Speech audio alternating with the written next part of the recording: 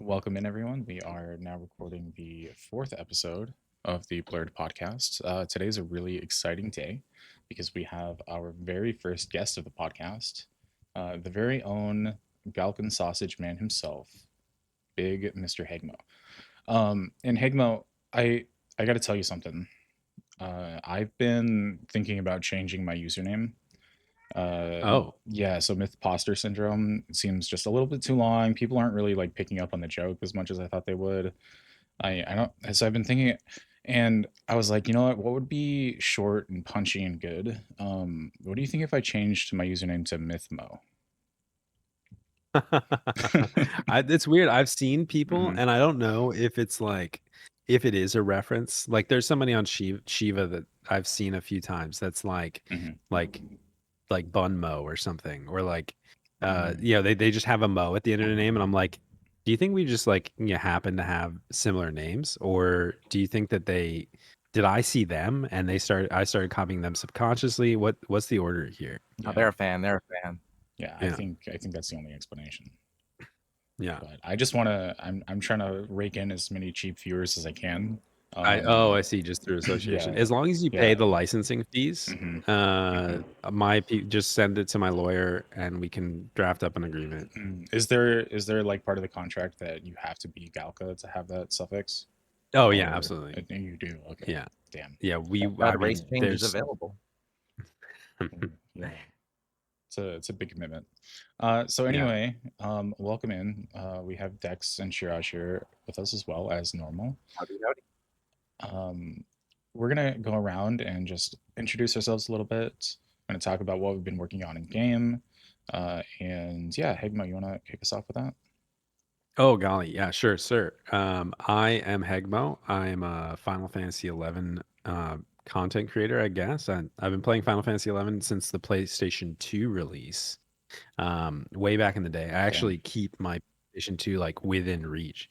Uh, Wow. I've got it. I've got it right here with the hard drive. Oh, Hmm. sick. You I was really good. actually somebody shared some screenshots in my Discord recently of like, really old screenshots they found on their hard drive, and I was like, I'm fairly certain that this boots up, and I should see if I can find like Oh PlayStation yeah. 2 era screenshots from here. Yeah. I need to see if I can get them off there.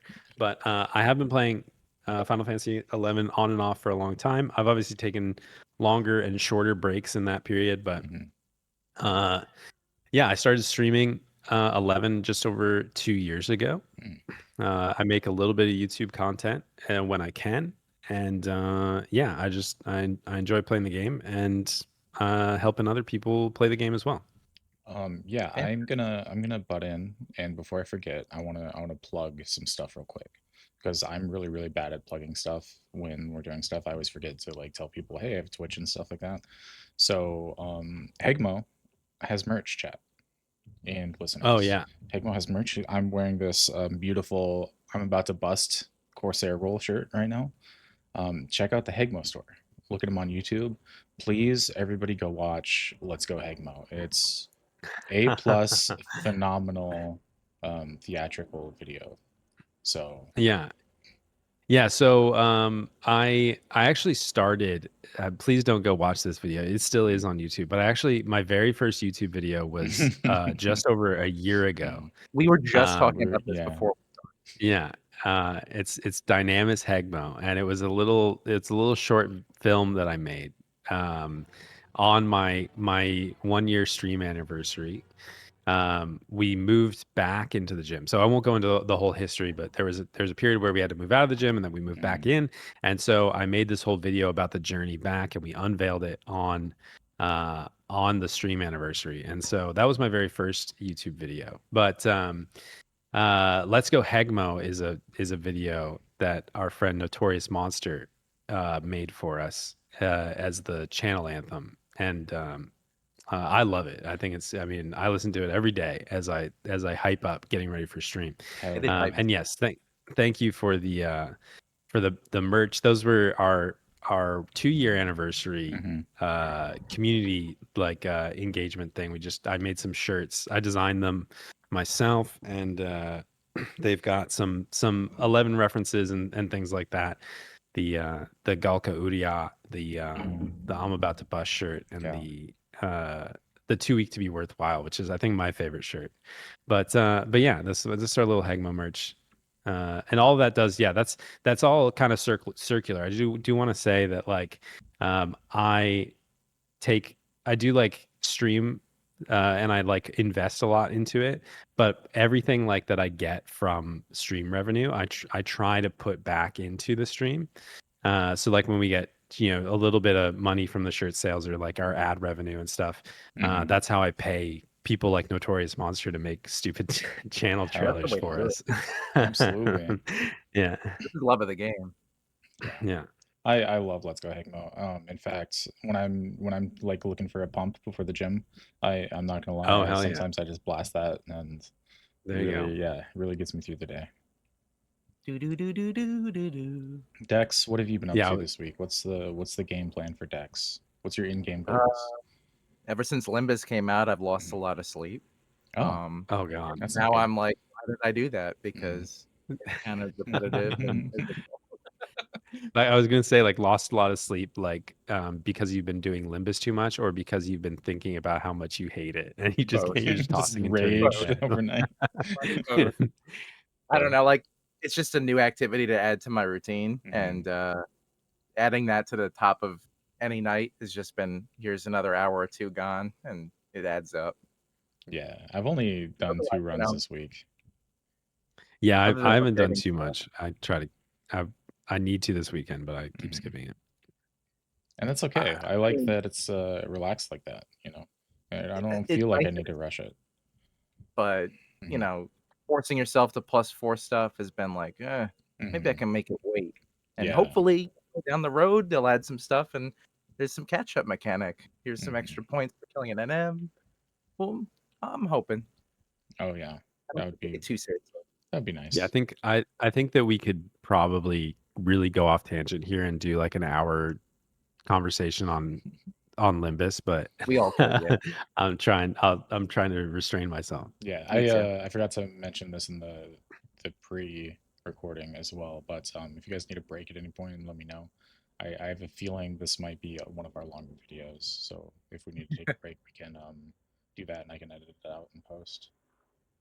Circling back to Heghmoh's discussion of his channel, like I was just bringing up with Myth earlier before we went live that that Dynamis Heghmoh video is hysterical, and it's like critically Mhm. underviewed. You got to go watch that one. Yeah, it is really great. I made it like very and like I don't take myself very seriously. I hope that's I hope that's clear. Mhm. But I made it very lightheartedly, and there's people always comment, they're like, oh my, like I've had friends that are like, I can't watch it, it's too cringe, and I'm like, that's kind of the intention. um Yeah. but I do have this like mixed feeling about it. I'm like, every time I open YouTube Studio, I'm like, should I unlist this one? Yeah, do you have No, it's videos where part of you're the like history. you It's just part of the history. We got to keep it up. you ever just pretend like some of your videos don't exist?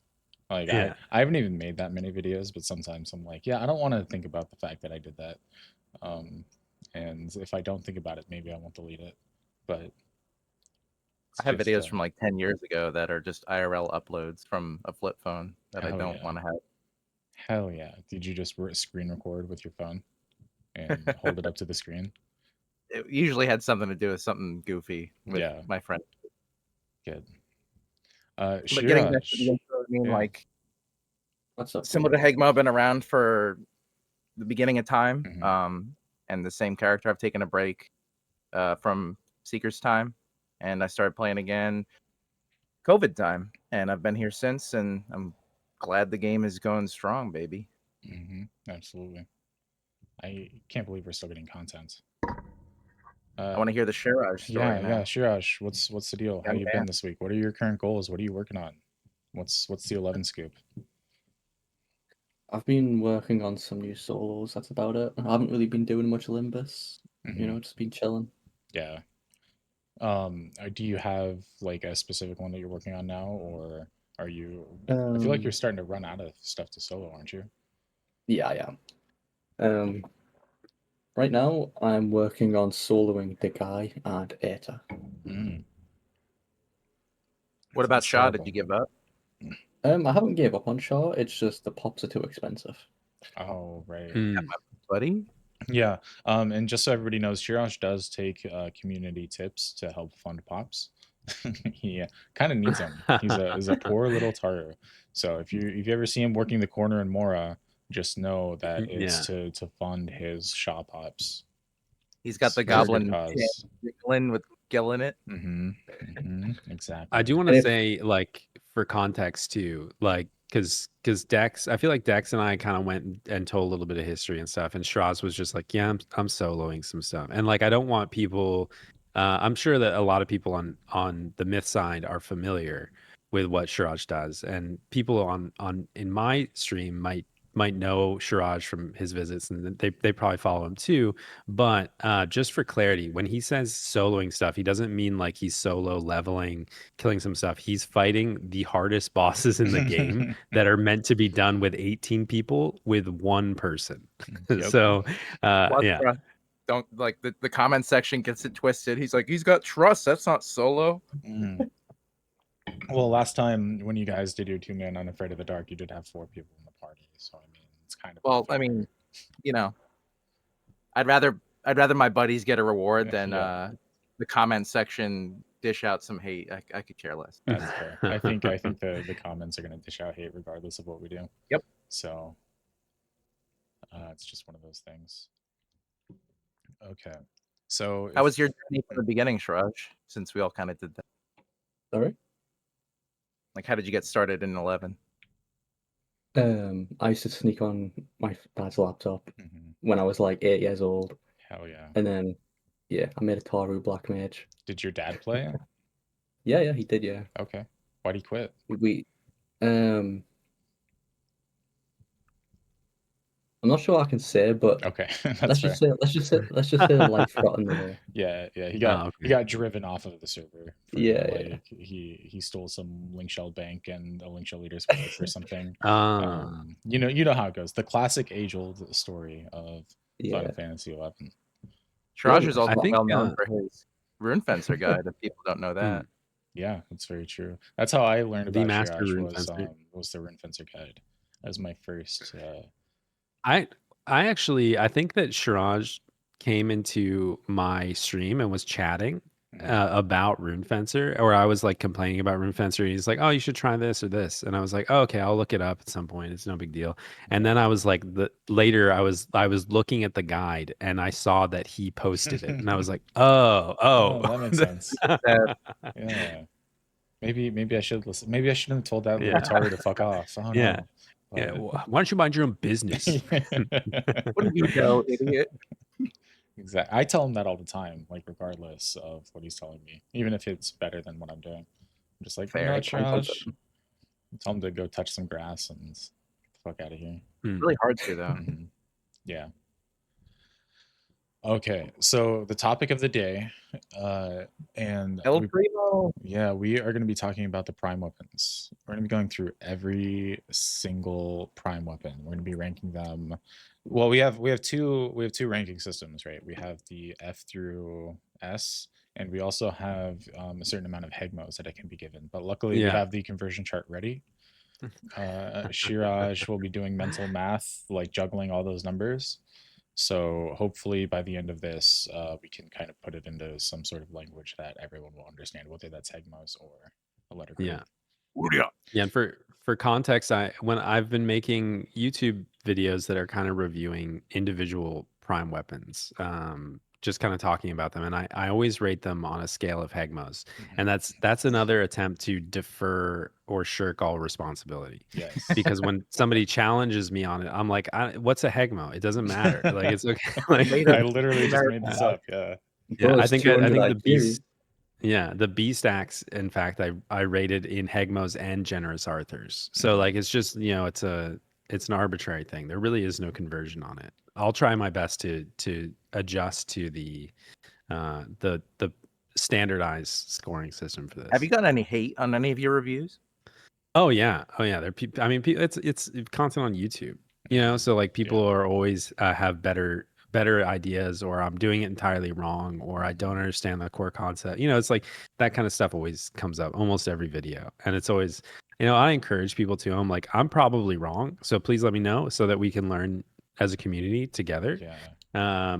But yeah, I mean, Well, that's why we're doing this, is so we can yeah. explain to you why you're wrong on all of your Oh, videos. this was Yeah. all set up So, yeah, to exactly. Why we're challenge doing me. Yeah, Yeah. we lured you in here with the promise Yeah, hell of yeah. notoriety and fame on the 11 Got it. because Mitt told me something completely different. Like he knows I'm a pure masochist and I Mhm. just want hate comments. So yeah, I mean, just post something on YouTube, you'll get them. Don't worry about it. So should we just dive right into it? I Yeah, guess sure. like Heghmoh was saying, he's done a lot of videos. That's part of the reason I wanted to really bring him on here for this episode specifically. I don't think anybody has done more testing on more prime weapons because he's got videos for probably over half of them now, right?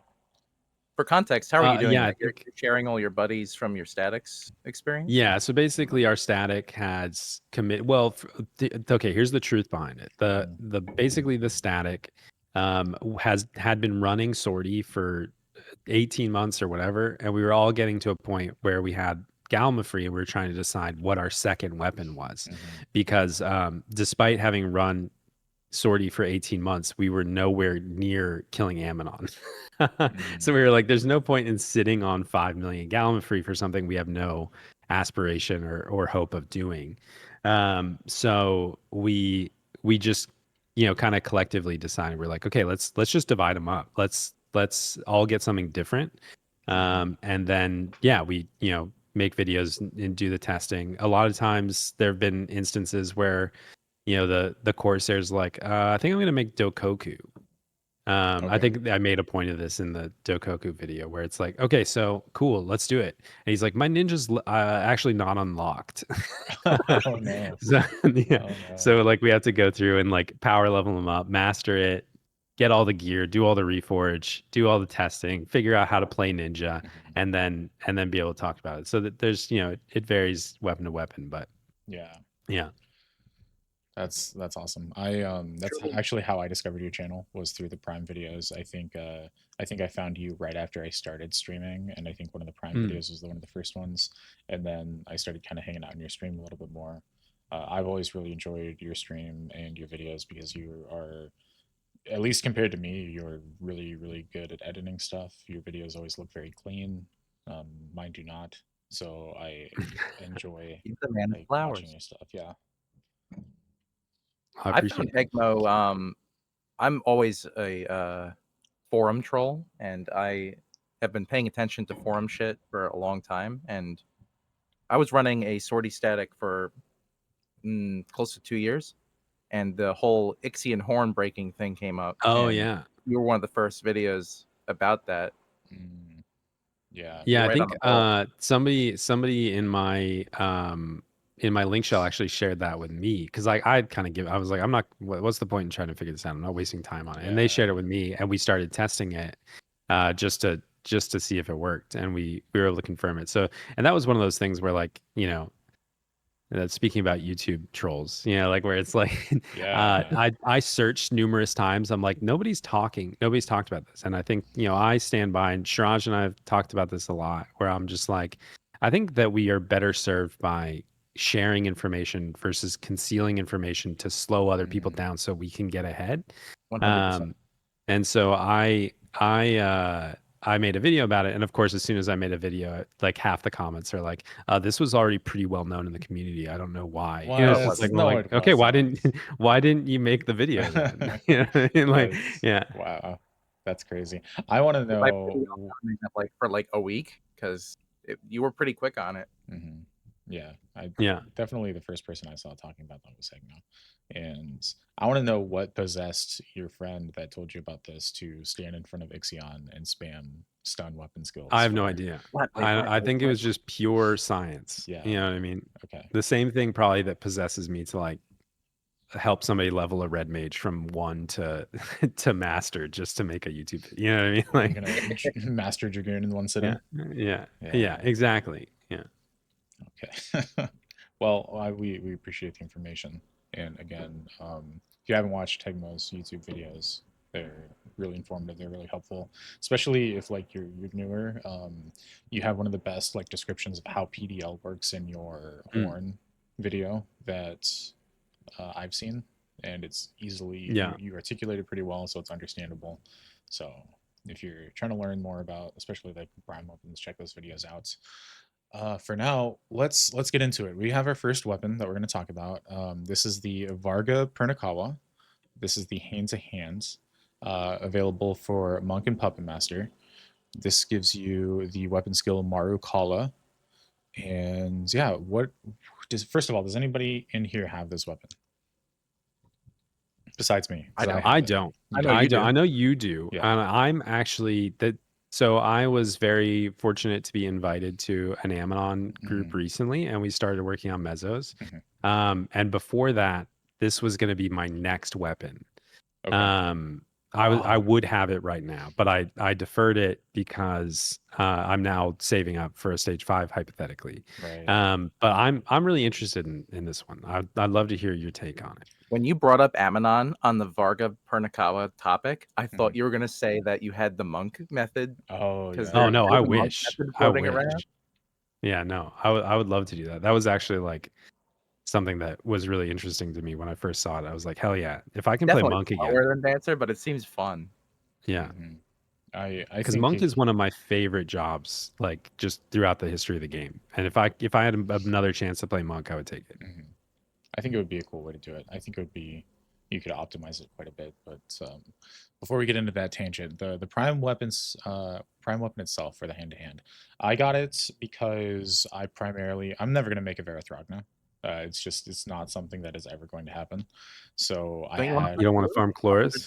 yeah, no, it's not something I want to do. Look, I made an Ukon back when Abyssea was like current content, and that is the only Tarangi Empyrean I will ever make. It's That place never needs gonna to get happen again. Yeah. So as an alternative to Varathragna, I made the prime weapon, and I got it. I played around with it a little bit. The weapon skill itself is pretty underwhelming, but the actual weapon is not bad. I've had a lot of good stuff with it. I use that for my main weapon when I'm doing like Cloud of Darkness with Monk.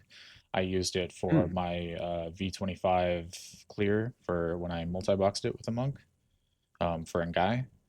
And Oh, nice. yeah, so overall, I like it, but the problem that I have with it is that one, I don't know that much about Monk. It's not a job that Yeah. I'm super familiar with, so I don't know like what it should feel like when I'm performing well. Does that make any Right. sense? Yeah. So I think that there's a few things about this weapon that I want to call out, and one of them is everybody's going to roll their eyes at, and the other thing I think is a core function as to why it might score a little bit lower, Mhm. for monk specifically. So I guess the more like not so impactful to the meta question is how does it affect Puppet Master? Because this is a very, and I know the pup's kind of like a I'm already not rolling my eyes. yeah, highly meta used job, but this is one of a very few ultimate weapons for pup that has great master stats, it has Yeah. great automaton stats, and it has, which I'm under the impression that this is an extremely impactful thing, the automaton like level plus Yeah. 3. Like I think that is extremely potent. So I'd be interested to see how it augments or helps pup be a little bit stronger. And then the other component for consideration is the big, and this is maybe like just a monk main like understanding job mechanic thing to build on what Myth said, is that like monk's core function is that it attacks a lot. Yeah. Right. So it does a lot of attacks. It has 2 auto attacks, left hand and right hand. Both of those can multi-hit, and then it also has kick attacks. So there's a lot of attacks. And then that's augmented by the fact that Monk is one of the easiest jobs to subtle blow cap. Like you can, between Moonbow Belt, Monk passives, everything else, you can hit 75 subtle blow, and you have Shijin Spile going. Chi Blast Like weapon has skill, inhibit Chi TB. Blast. You basically, and that's why Monk Ammonon works. That's why Monk Odin works. Monk Lilith works, because you have all this TP inhibition. You're not feeding any TP, but you're doing damage.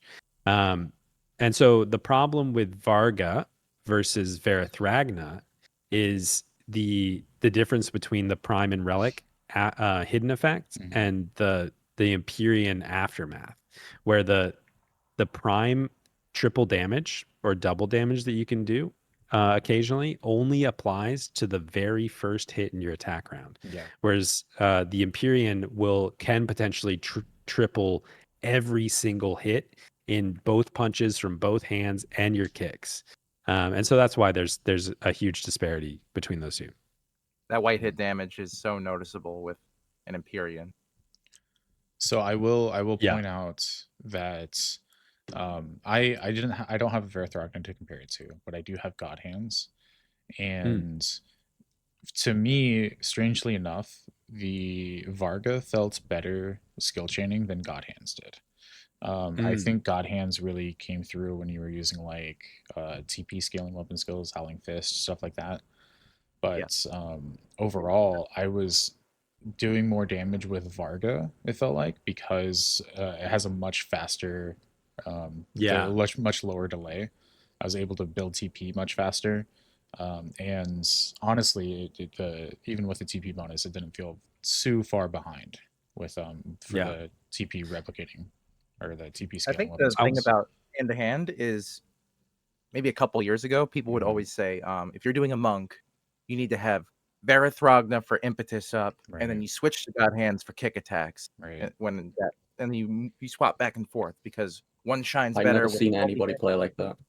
It's always been like the talking point though, and that's but nobody ever did that. It's just one of those hypothetical scenarios that the armchair generals like to say. Nobody played like that. To me, that's kind of like swapping your shields to put in Diamond Aspis for Warcry.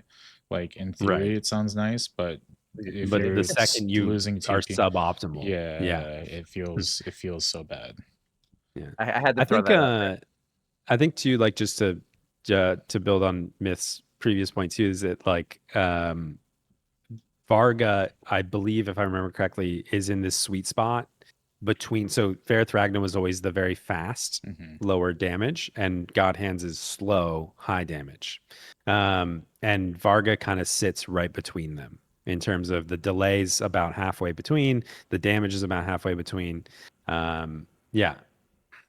It's worth mentioning that the delay with Monk is unique in that your martial arts matters, and God Hands slides perfectly into the spot where you only need a certain amount of martial arts to make it work perfectly. Yeah.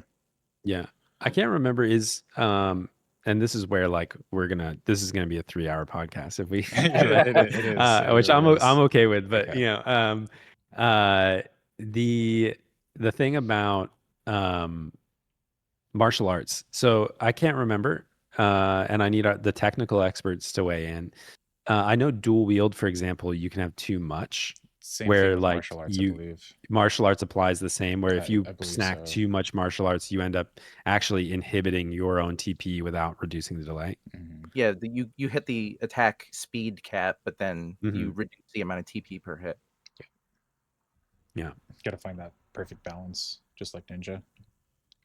I want to say before we throw anything up on the chart, we got the chart up. Before anything happens, like we're gonna weigh all these weapons, and they're gonna, some are gonna be good, some are gonna be bad. Yeah. But I want to say that the bad is still good overall. Like even if the weapon's the worst on the list, I want the listeners to know that like if you're a newer player, you want to work on a prime, you should definitely build the thing that you enjoy the most, the job you enjoy the most, even if it's on the D tier. It's still going to be fun. It's still going to be good. We're just rating more complexly.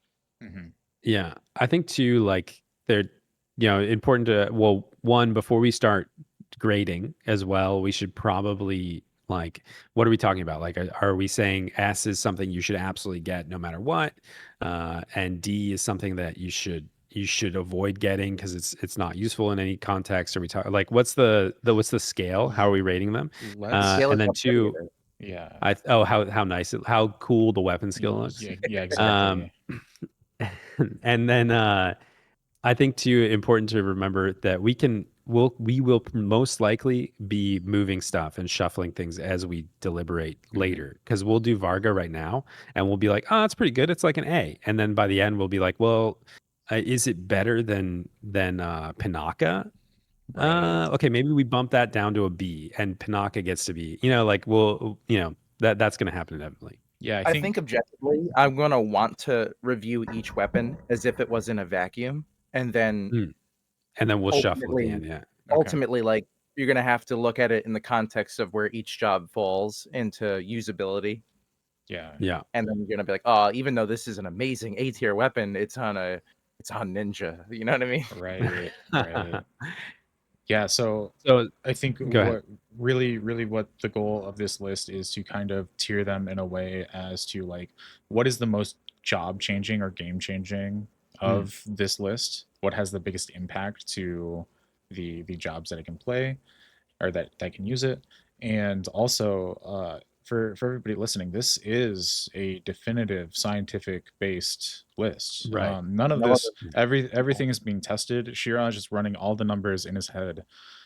We kind of, what we did for a little bit of background, we talked about this before. What was that show on the History Channel, Heghmoh? It was like Ancient Warrior. Oh yeah, I think. Yeah. So we had experts come in. I really do have to apologize. I couldn't get any of the ballistic dummies in time. That's okay. But show up tomorrow. I love outsourced that. Yeah. Yeah. I outsourced it. So I had a few Chinese men pull out replicas of every single one of these weapons. Yeah. We tested it with the ballistic dummies, and then we ran it through a computer simulation. And and by computer simulation we mean Shiraj's brain. Yeah, exactly. Yeah. And he actually physically acted it out. Point. Yeah, he physically Scode makes a good point. He's like a mentat from Dune. Oh, there you go. He's like a living computer. Yeah. His eyes roll back. Yeah.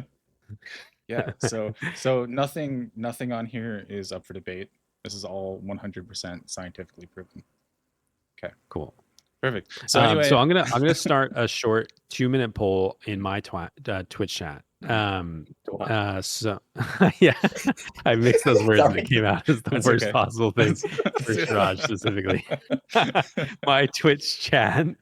So I'm going to start a short 2-minute poll. And again, I think that, when we're rating these, I think it's like just a general ranking, like not specific to anything, but like, how good is it across the board?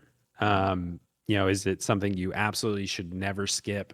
I used to think, like kind of put it in the way of like when I made the Lafria or when I made the Faria video, like S tier to me was like, or 10 out of 10 Heghmohs is like, you should consider becoming a Dark Knight to get this weapon.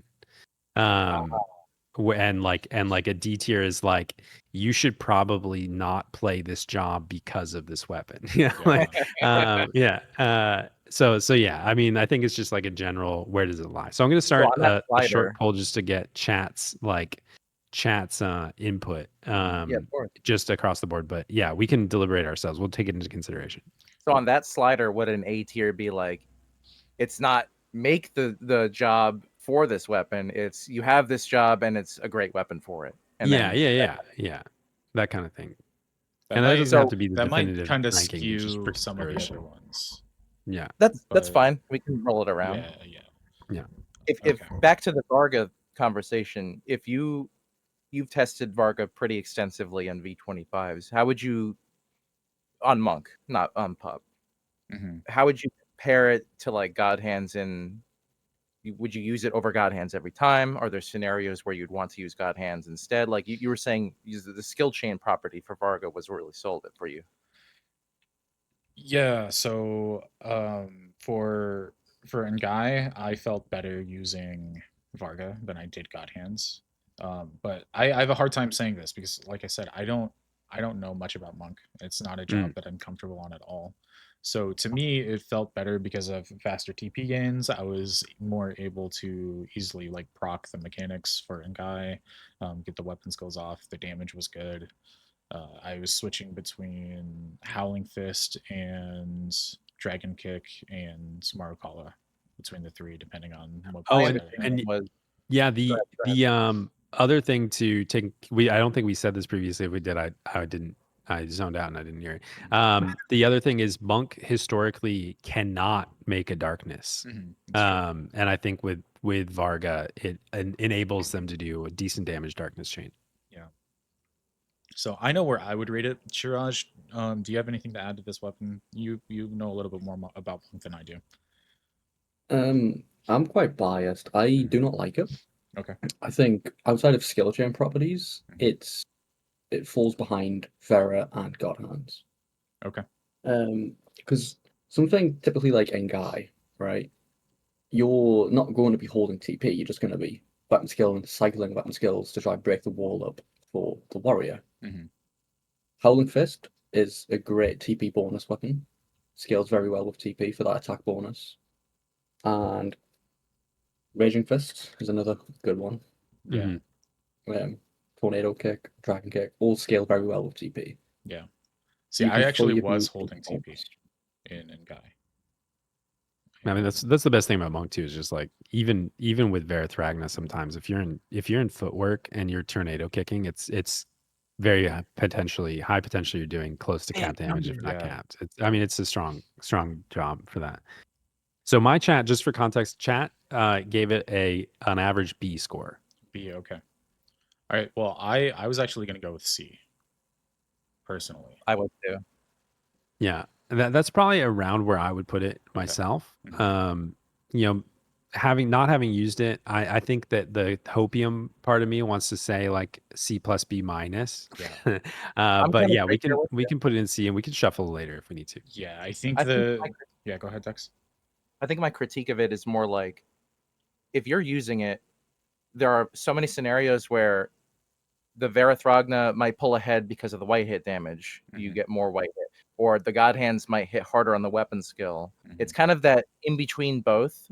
It tries to do best of both worlds, but doesn't really excel in either way. It doesn't pull ahead of either of the other options. So you're going to invest all this time into making this weapon and have something kind of like even with them. That's my Yeah. I think again that's the case with a few of the weapons where it's like, when you look at your Empyreans and your Aeonics and your Mythics, even in some cases, it's like, okay, so I have to run sortie, and this is good context for everybody too, just as a reminder. Like, I have to kill Ammonon probably 20 times to get mezzos, and then I also have to run sortie for 3 to 6 months or something, like every day to get enough Gallimafree to make this weapon. Is it worth doing? You want that time investment to pull a little bit ahead of the other options. If it's on par with them, maybe if this is you're making the job just to have the weapon, then that's fine. But most people who are doing this content will have already made a Rima weapon for that job, and they have some pair it to. Yeah, to me, this is something to pick up when you don't really know what else to spend your points on, but you can still want something that can be effective and fun to play with. Can I make a comment about the delay in the martial arts? Yeah, go ahead. Raise your hand, buddy. So I don't know what if anything's changed, but last time I was playing Monk, God Hands capped delay with a single match earring +1. Correct. You didn't need any more than that. And I think Verithragna and even potentially Varga was over the cap of dual wield. Like with any, you will actually get. I think especially when they added some martial arts to Empyrean, I think. For the body, the body piece has some. Yeah, and it became like a full-time piece, so that it kind of negated all the historical need to like stack a certain amount. For sure. Yeah. So I think we're mostly all in agreement, like C tier, maybe. The only being generous, I think that's fair. Like, sorry, the only thing I would fluctuate on with the Varga is I don't know a damn thing about pup, and that those pet stats might be a lot more significant than I'm willing to understand. Yeah. And I think like too, like if you're a monk main and you love playing monk, if you're a puppet master main and you love playing puppet master and you want something that's like very nice hybrid, augmenting your automaton and you, I wouldn't be like, I wouldn't say like, oh, like you're better off making just God Hands. There's no reason to make this weapon. So I think that like there are pros to it. There's a lot of features like making darkness, like making, how it augments both master and puppet master. But monk, middle ground stuff. So I think that there's definitely features. I think you wouldn't be like, you most likely wouldn't make it and be like, man, I really regret having done this. But I wouldn't say like this is going to change how you play monk fundamentally or change how you play puppet master fundamentally. Yeah, I think that's a pretty fair description. And I think I do think this weapon benefits pup more often though, I Yeah, think so too. true. because it's a great tank weapon, pet level plus, and it's a good master DPS weapon, yeah, good hybrid. It's one of those great weapons for like when you want your puppet to tank really well, but you're also fighting alongside of it rather than standing really far back and letting the pup do the whole damn thing. yeah. Sadly, pup sucks. Sorry, we should probably move on to the next weapon, but I do want to say one last thing. Mhm. I think that Varga is one of the few handful of weapons where I actually think that the special stat on it, at least for monk, is kind of unfortunate. The crit rate plus 15%. Mhm. Because to me, at face value, maybe like for across the board averages, it's probably beneficial. But I was under the impression that monk hits 100% critical hit rate in impetus and focus already. So like I've like the got it at 15% just disappears Yeah. when you're playing in certain ways. Okay. All right. Yeah, I think we should move on to the next one. Next one we're Cool. going to be doing is the Say it right. Impondering. Did I say? I don't know if I said it right. How do you say boo? Impu? Impu? I don't know. Impose. Okay. So this is the dagger. This is definitely one of the more popular ones. We've got the Ruthless Stroke weapon skill attached to it. This is for Red Mage, Thief, Bard, or Dancer. And at the third stage, I believe it gives triple attack plus 6. That's correct. You've made a video about this one, right, Heghmoh? Actually, I haven't. This is one of the few that haven't? I haven't. Really? Yeah, we're going Interesting. through the stuff that I haven't made yet. He's like, that's too I think popular. I'm not about it. No, I think I have, or somebody in my static has it. I think I can't remember. Maybe our bard has it. I have Okay. a stage 3. Our bard has it, and he's been slacking off on leveling dancer because I feel like I really need to have dancer to be able to talk about it properly. Okay. Well, if we want to get right into it, I do think this weapon benefits dancer the most of the 4 jobs on it: Red Mage, Thief, Bard, Dancer. Yeah. Mhm. Absolutely. I would agree with that. I think just I haven't seen much testing in terms of how red mages use it or dancers. I could see maybe thief benefiting quite a bit from it. Yeah.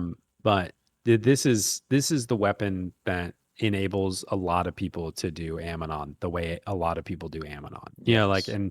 and I think that's more about how good dancer is in that very niche like experience, but it is very strong for that reason. I don't want to contradict you too much, but I do think that sentiment is overblown. I think with Dancer, with Climactic Flourish up, you're going to hit damage cap numbers on Ammonon no matter what you use. You can use a Okay, yeah. stage 3. I mean, I know a lot of people have been saying Twatch Star, and I know like even like stage 3 Empu What you might be surprised of is yeah. I've seen a lot of dancers use the SU5 weapon. Yeah. Oh wow, yeah. Get their flourishes Set and Kobar. faster. The main selling point of the Prime Dagger and Sword is the extra weapon skill to break up the weapon skill wall. Yeah. Yeah. I see. And the skill chain So it's just something properties. unique. The skill Yeah. chain properties are very, very nice for the fights where you don't want to be doing darkness damage. See, I'm gonna just like talk shit about the weapon Yeah. and try to undersell it. Yeah, and yeah, throw yeah. it right at the top. Yeah. Well, that's fine because you're just wrong. Whoa. I'm leaving. Oh yeah, I forgot. We were supposed to pick on Dex as like Mhm. anything Dex said we were supposed to disagree with. Yeah. Sorry, I forgot that was the bit. Yeah, no, absolutely. Dex I is ran like numbers, Dex is wrong. yeah, Dex Yeah. is my red herring. What an He comes idiot. in and disagrees with everything, and it keeps the conversation going. So I love it. Yeah. Shiraj, what do you think about the dagger? I think it's good. I don't Mhm. think it's as good as like people would think. I Mhm. think it's very useful for Swordy and maybe Zevioso. I don't think it has a ton of use outside of that. Potentially V25 Arabati. Yeah. But in a real scenario, you're not using it in too many places. So I used the stage 5 dagger for another V25 Savioso clear, and my dancer almost did as much and more. It started out doing more than my warrior because it could spike Wow. so high. I was doing Yeah. consistent like 80 to 99k weapon skills on dancer. Unironically, Eagle- I think one of the nicest things about the dagger is that it not only has dex and agility, but it has that charisma for dancer, which is really helpful. Interesting. Yeah. Kiko also states that in Sortie, not on Ammonon, with climactic down, Yeah. the prime average is better than other daggers on most other fights as I well, can just see because the that. weapon skill average is pretty good. Yeah. If we're doing a direct like 1-to-1 comparison to say Twashtar, I think it slightly edges it out.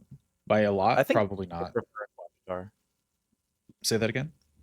I think Thief would prefer Twashtar, Okay. but specifically Dancer, Mhm. absolutely. Sure. I think too, like going back to the monk point, like something like Thief or Dancer, any dagger job is gonna really heavily benefit in a white damage scenario from Twashtar because of how you're doing triple damage on every Exactly. hit. Yeah. You know?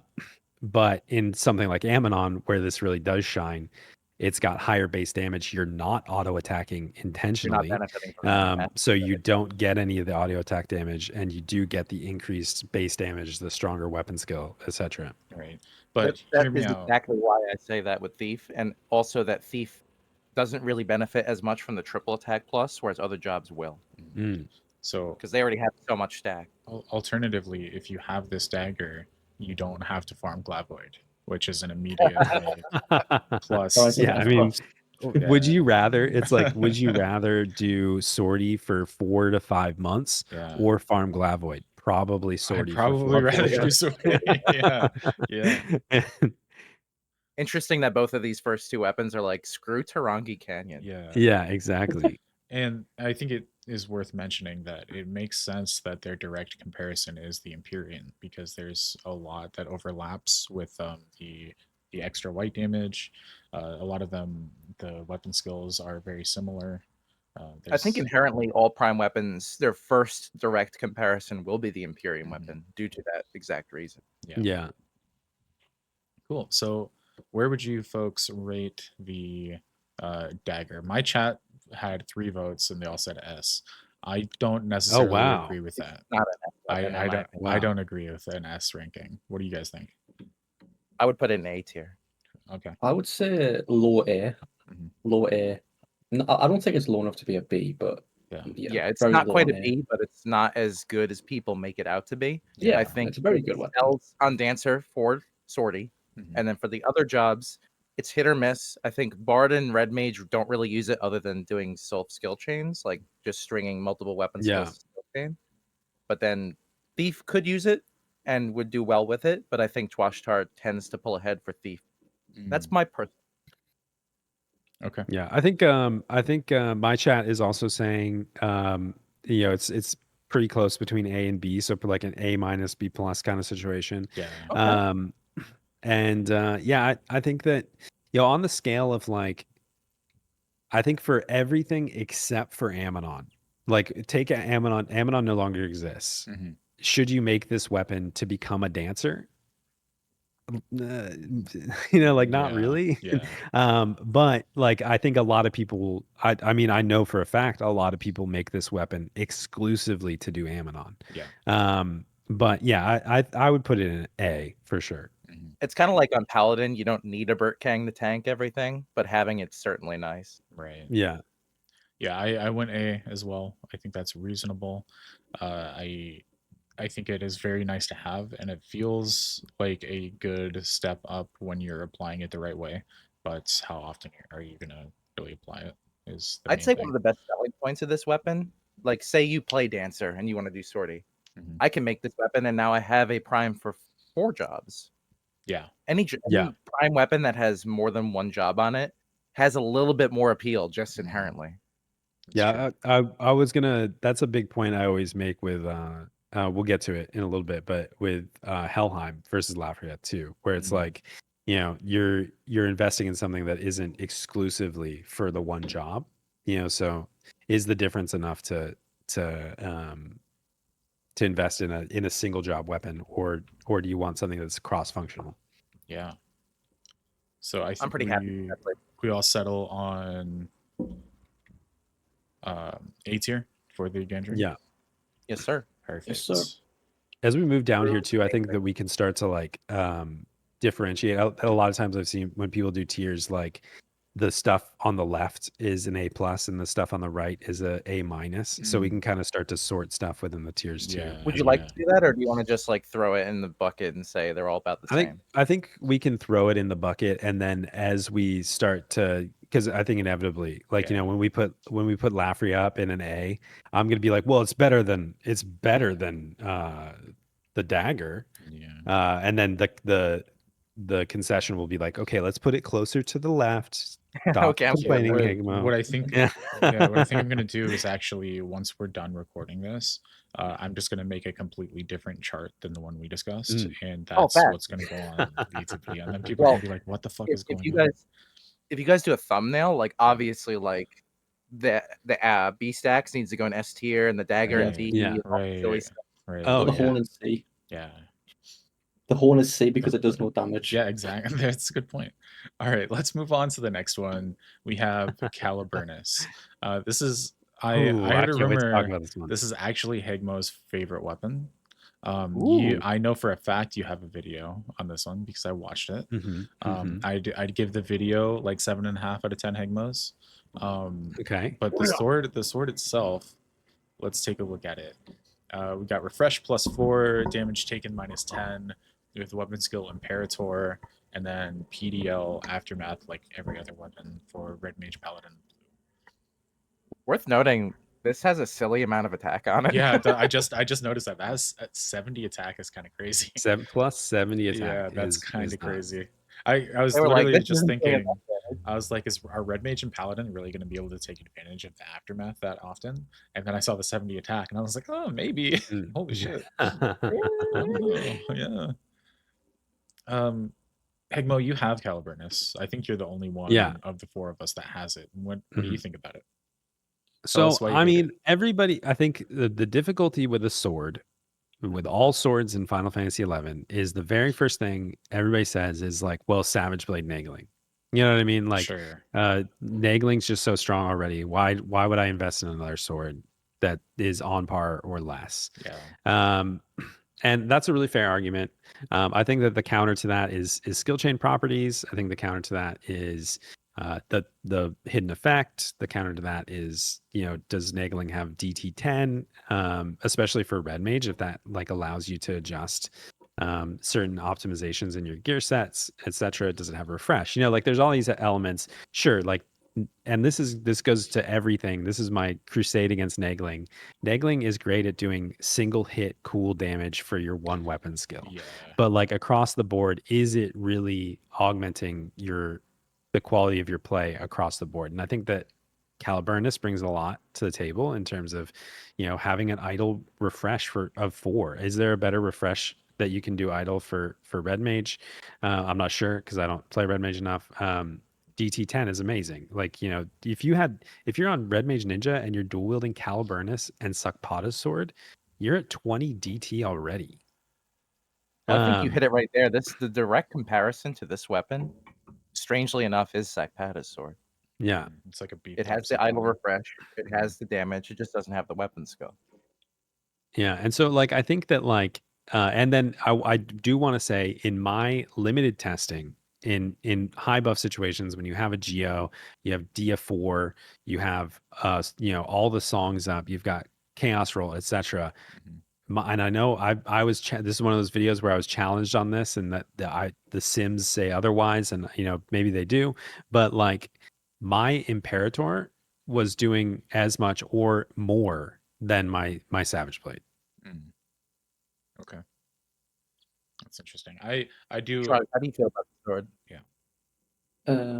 I think Didn't mean to cut you off. No, it would. No, that's fine. I think when you compare Imperator to Savage Blade or Black Halo, it's going to fall behind. But if you just want to spice things up and use something different, why not? because if you have like Nyame R30, then Savage Blade is going to pull ahead. Black Halo is going to pull ahead. But if you don't have those options, potentially Caliburnus is another option. I don't think it's game breaking, but it's a fun weapon. Yeah. I'm trying to think I of think when you can take I want to go advantage of last the cool because stuff. I've got a lot to say about the sword. Yeah. Like I will the say too, like there are certain instances where I really do prefer our red mage to use it. And that's like in stuff like Gartel. Like versus Black Halo, sure, maybe losing a little bit of Black Halo damage, but since it's on the same like gravitation darkness path as Lafria is and Disaster is, like it just opens up some skill chain extra damage, all the other stuff that you lose when you're doing Savage that's not chaining, or you lose when you're doing Black Halo in a lot of I do like instances. that. Yeah. Like for example, on Gartel, as a bar, this is like an aside. I've switched to doing Karnwenhan instead of Nagling, Yeah. just to get extra darkness and distortions. And it's kind of like a similar mindset, right? I could use the Black Halo and do a little bit more, but using something different, I get some incidental skill chains, and I'm not walling as much or whatever. Yeah. I mean, like the Black Halo is like, I think Black Halo on Red Mage is stronger than Savage Blade on Red Mage in a Yes, lot of cases. 100%. It's crazy. Like I've seen 80k cap damage like Black Halos. It's on from a Red Mage. It's crazy. It's a strong weapon skill. I think like the biggest thing with this weapon is I mean, people tend to want to say Nagling better, worse, but like the three Yeah. jobs on this don't really use Nagling ever. Mm. Red Mage will always Yeah, use unless you're like will memeing around. use Yeah. Next MPS, right? Blue Yeah. Mage will use Tizona because Tizona is going to pull far ahead of Nagling any day. And then Paladin, they're not really using a sword for damage, but when they do, oftentimes it's just using Excalibur so that they can Yeah. throw 1k TP Knights of Round. Yeah, I think like Paladin's one of those jobs where like the instance in which you would use Nagling is in content where you probably wouldn't really benefit from a prime anyway. You know what I mean? Like when you're playing like low man kind of, you're farming Limbus or something, you just want to do some Savage Blades to do a little bit of damage, but not like super buffed. We're trying to Zerg the sent down in 30 seconds or we die situations. I think the attack thing is an issue too. Like if you're low man or solo on Paladin and you're like, well, instead of savaging, I could use Caliburnus and self skill chain. But your Yeah. damage per weapon skill is going to be so low as a Paladin without buffs that you're not really Especially when you taking advantage of the PBL. Go ahead. you take into you have to consider in that too, like with all prime weapons, it's important to remember that like you kind of have to weapon skill at 2k, and you have to like be over attack cap to benefit from the aftermath at all. So like these are all made to be in high buff situations. Yes, absolutely. I think the biggest topic of discussion when this weapon came into the forefront of like idea, when we were doing Ammonon in my group, our Paladin was throwing out Knights of Rounds at 1k because it doesn't scale on Ammonon for their DPS, and then they get like 300 400k damage on the parts. And people's thought was Caliburnus, I can save my TP to 2k to 2500, do an average similar or maybe slightly less, slightly more than the Knights of Rounds, but feed Ammonon less TP in the process. That being said, like, I don't think the refresh is necessary. I think Red Mage does fine without refresh. Blue Mage inherently has Tizona, which just negates the need for MP.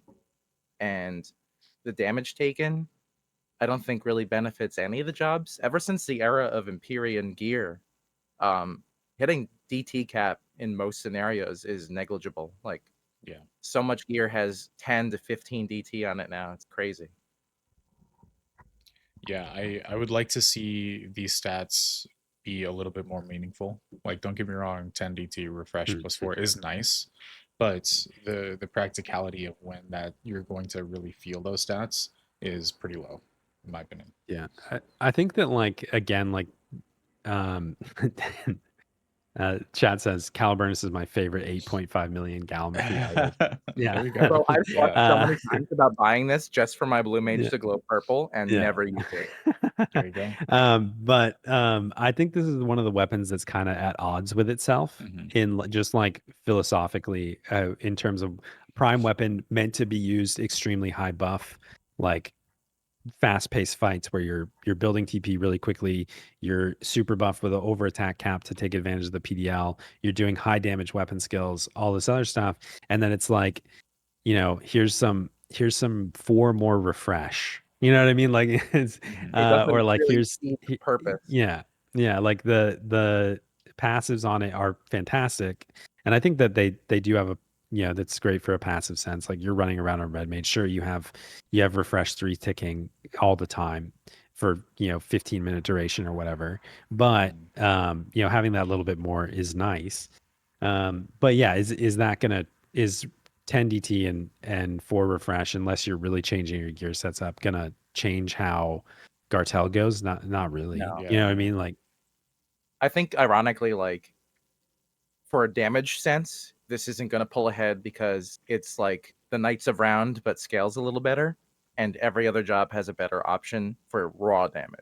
For skill chain Yeah. property, you might be willing to sacrifice some stuff to get those skill chain properties, but is that really worth making this your prime weapon versus any of the other options? There's a plethora of great options for great jobs. And then for these 3 jobs, well, if you want to idle in it, okay, it's got the refresh to DT. Why not just use a Sakpata's sword and lose 1 refresh? There's no point. Yeah. I'm gonna throw my letter grade out for this, and I want you all to tell me why I'm wrong. But I'm gonna I think to me it goes into like a strong D. This is, in my opinion, the worst prime weapon. I would Really? put this in F. really? Okay. What? Wow. Oh my That's god. that's not where I expected this to go. Bro, But Galpama's gonna Wow. cry now. yeah. No. Yeah. I mean, I agree with you on a lot of the points, but I can't say F. I can't say worst Interesting. prime weapon. Interesting. Well, lucky Uh, lucky for you, Heghmoh, the tier that list that you gave us doesn't actually have an F line. So Yeah. yeah. So at Hey least man, bottom and controversial take. Mhm. That's my opinion. This is the worst weapon. I would not make this over any other prime. Interesting. Wow. Even like, okay, I'm not even gonna say that Yes, yet. I would. Whatever you say. Yes. I mean, I would say, is it worse? I mean, I'm already doing it, and I'm the one that was warning against it. Is it worse than Varga Pernakawa from Monk? Yes, I don't think Yes. so. I think it is. I don't think so. I think it's Really? at least a C. Hmm.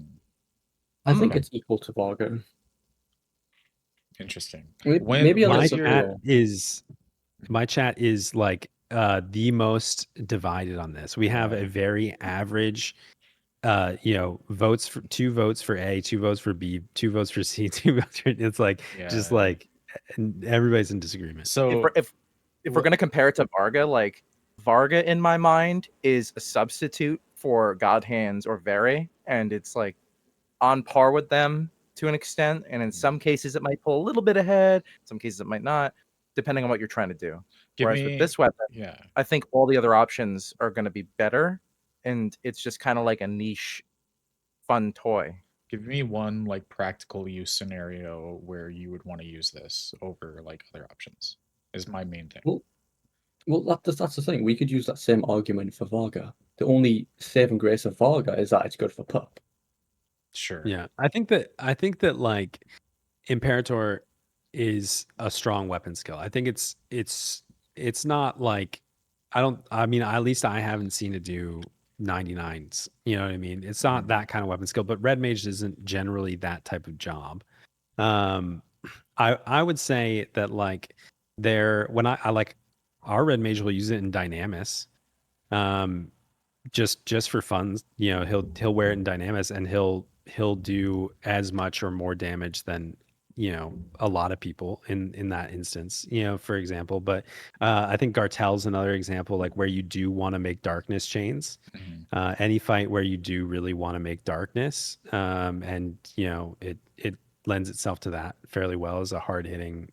I think it has uses, absolutely. Okay. So where would you put this if you were to choose like one? I would begrudgingly put it in a C.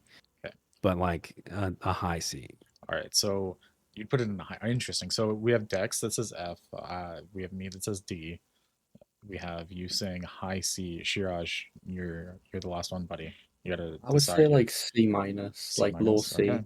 because like red mage, if you're gonna do damage, you're gonna use Black Halo. If Mhm. you're not capped attack, you use Savage Blade because Nagling's attack buff is stronger than plus 70 attack.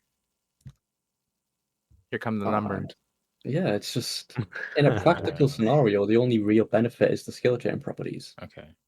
which is very hard to argue in a lot of use case scenarios. So I think final decision we can say C minus to D plus is where I think our overall stuff is kind of Yeah, averaging out to yeah, be. yeah. 4 Heghmohs. Yeah. I'm putting it in the C column Yeah. on my side. Yeah. Yeah, no, I put it in the C column, but I'm gonna put it at the very end of the C column. Yeah, I'm okay with it as long as it ends up in the bottom. Okay. Yeah. We'll find something to put in D tier.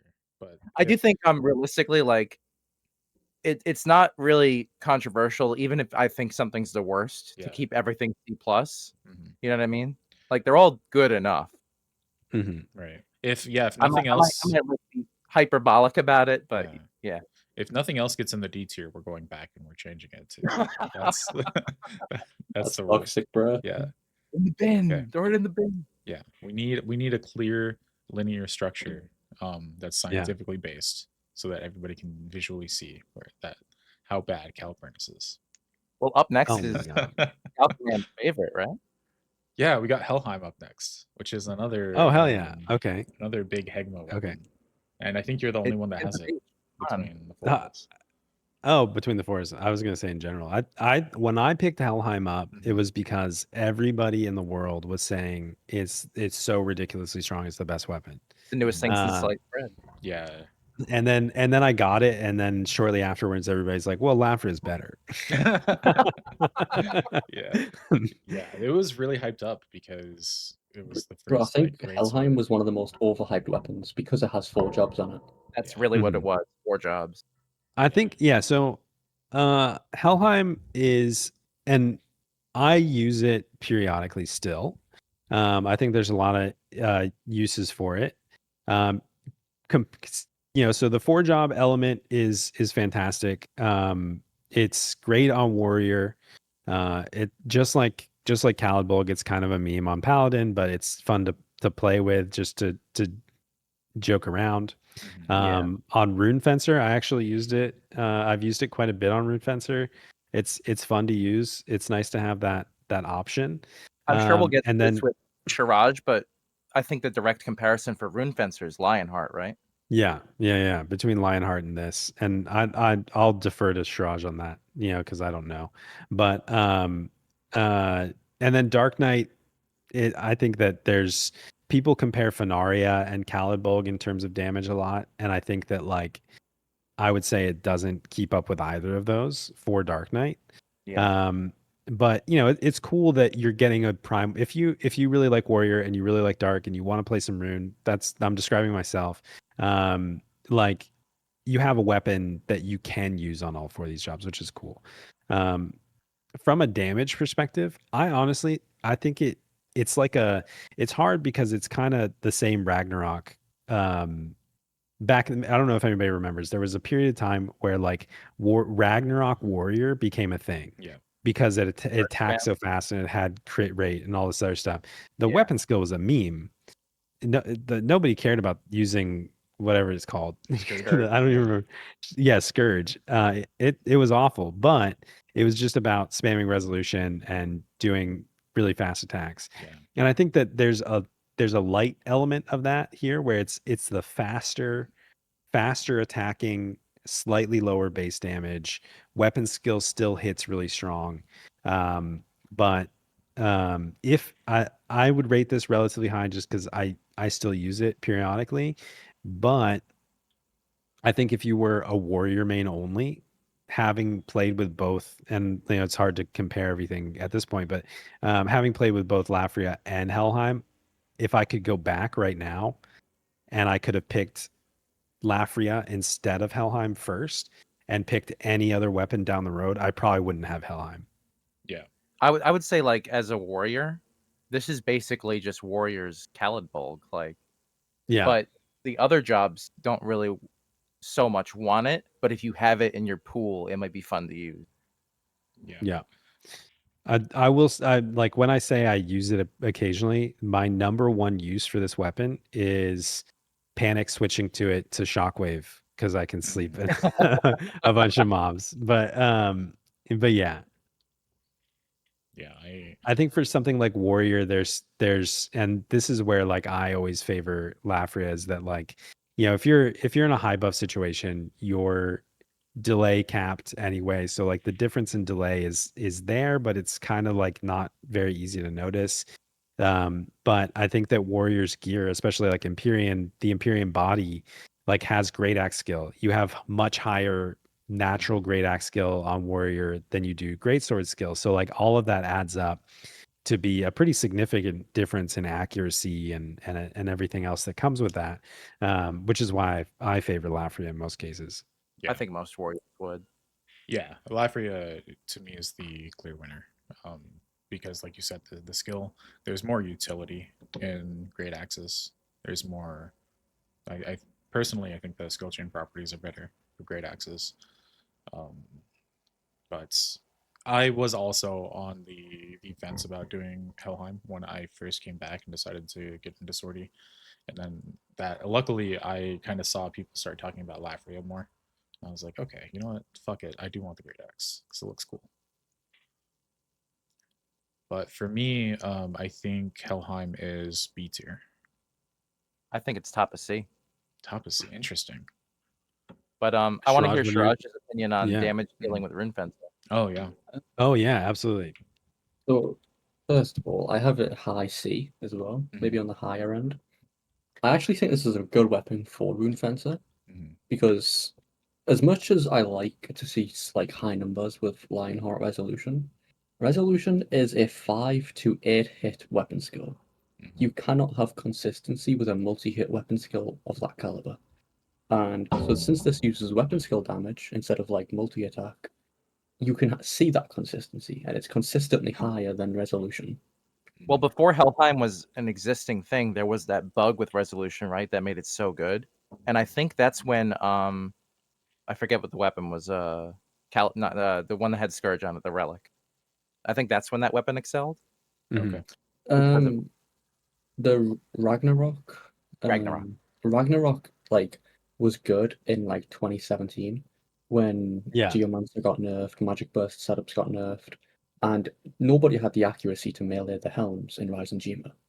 So you used Ragnarok for the plus 60 accuracy, I believe it was, and then you would use Mighty Strike's resolution spam. Okay. And it was basically was it still during also the made Rezo you bug? into like it kind of made warrior into like a discount monk in the sense that you attacked so much and it has like, you know, the double attack augment and everything else that it has on it. So like you kind of became a white damage favoring warrior in that sense. That makes sense.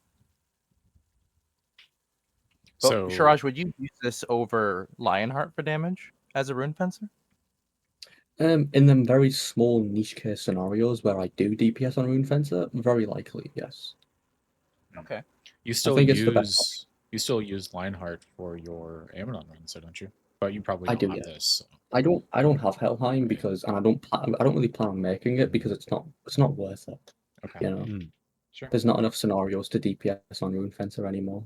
It's like 95% of the time you have the Epiolatry on, and then in that 5% where you want the damage. Right. I mean, I used it on Rune for like Ongo and stuff in the past, and it's kind of cool to like adjust your skill chains because you can play into the gravitation darkness stuff with Fimbulvetter. Mhm. But yeah, I mean, I think that it's one of those again where you start looking just like the sword and you're comparing to Negling and to Zona and to, you know, it's the same thing where you're looking at the great sword and you're like, well, if I'm a Dark Knight, I can get Caliburnus or I can get even Apoc or Faria. If I'm a warrior, I've got Lafria. as another option, or even Chango if I'm doing solo chains. There's Lionheart for Rune Fencer, so it has so much competition that it's hard to invest in it. It's one of those that like absolutely it has the across the board use for many jobs, which is cool, but for none of those jobs is it the like this is the weapon to get. They all have an option that's at least level, if not better. Yeah. It's tough to look at these things as if they were in a vacuum when Yeah. they just truly aren't. Yeah. I'm looking at how this weapon changes the jobs. Does it change the way the job functionally plays? No. And how much is it used in endgame content? Correct. Yeah. That's why I would say, like, Unfortunately, even if you're playing warrior, you'd probably want to make, as you guys said, Lafria. If you're playing Dark Knight, you'd probably want to make Faria. Yeah. When are you going to do damage with either of the tank jobs? And if you were to do so, there's already another option. Mhm. That's why I say it should be top to C. Yeah, I think that's fair. What do you guys think? Yeah, I would put in C for sure. I'm gonna slot it in Above between Varga. I think it's above Varga. Yeah, Yeah. I would agree. I would agree with that. Above Varga, Yeah. because I think it is potentially like the cross job utilization is That's the its rates biggest a little bit selling higher, point. etc. Yeah. So that's fair. Chat also said C. They said C to B Mhm. with a D vote mixed in, but I'll say high C. Cool. Point at the guy who voted D. Point. Yeah. All right. So next up we have I don't even know how to say this. Spilarisos? Spalarisos. Spalarisos. Okay, interesting. This is the one that Shiraj and I finally get to agree on. Do you have this? Oh, you do have this one, don't you? I do have Spalarisos. And yeah, that's right. You Shiraj made a also video has about this. Shiraj made this, and it was his very first prime weapon because he hates Actually, himself. no, I told the story earlier about like figuring out who Shiraj is, and he came into my chat again. Like he came into my chat, like one of the first interactions we had, and he was asking me about Spell Recess, and I was like, yeah, I think you should definitely make it. Mhm. I was like, if you like Beastmaster, and he was like, yeah, my static's yelling at me, telling me I'm dumb for making the Beastmaster Prime first. And I was like, you got to follow your heart, man. Yeah. And then it was later that I was like, is this the guy that solo clears everything and also does does all the master trials? Maybe I should not have encouraged him. I thought I was talking to like just an average player. Like, Bro, Follow your heart. when Limbus came out, me and Shiraj were duoing stuff, and he came on Beast, and it was pretty fun. Valorisa. Okay. yeah, Shiraj, what do you think of it? How are you enjoying it so far? I'm gonna be honest, right? And this is gonna hurt to say. The weapon is the best weapon for Beastmaster. yeah. It's just That's okay. the fact that I can't use it more often Mhm. makes me cry. Yeah. Is this the ninja situation? It not And really, I think because you still it's kind of use similar. It's Okay. kind of similar. I think that like I totally agree with any problem with Spalarisos is a problem with Beastmaster. Correct. You know what I Yeah. mean? It's a fantastic weapon, just like we were talking about with the Puppet Master stuff with Varga. The level +3, like you have these crazy pet stats. You have, crit hit rate, which is actually pretty potent on Beastmaster. You have an extremely hard hitting weapon skill. It's fantastic. It's probably one of Beastmaster's best physical weapon skills, if not best weapon skill across the board. It's just you're playing Beastmaster, and like even when testing it super high buff, I'm like, do I need to go buy a Kraken club so I can two step? You know what I mean? Like,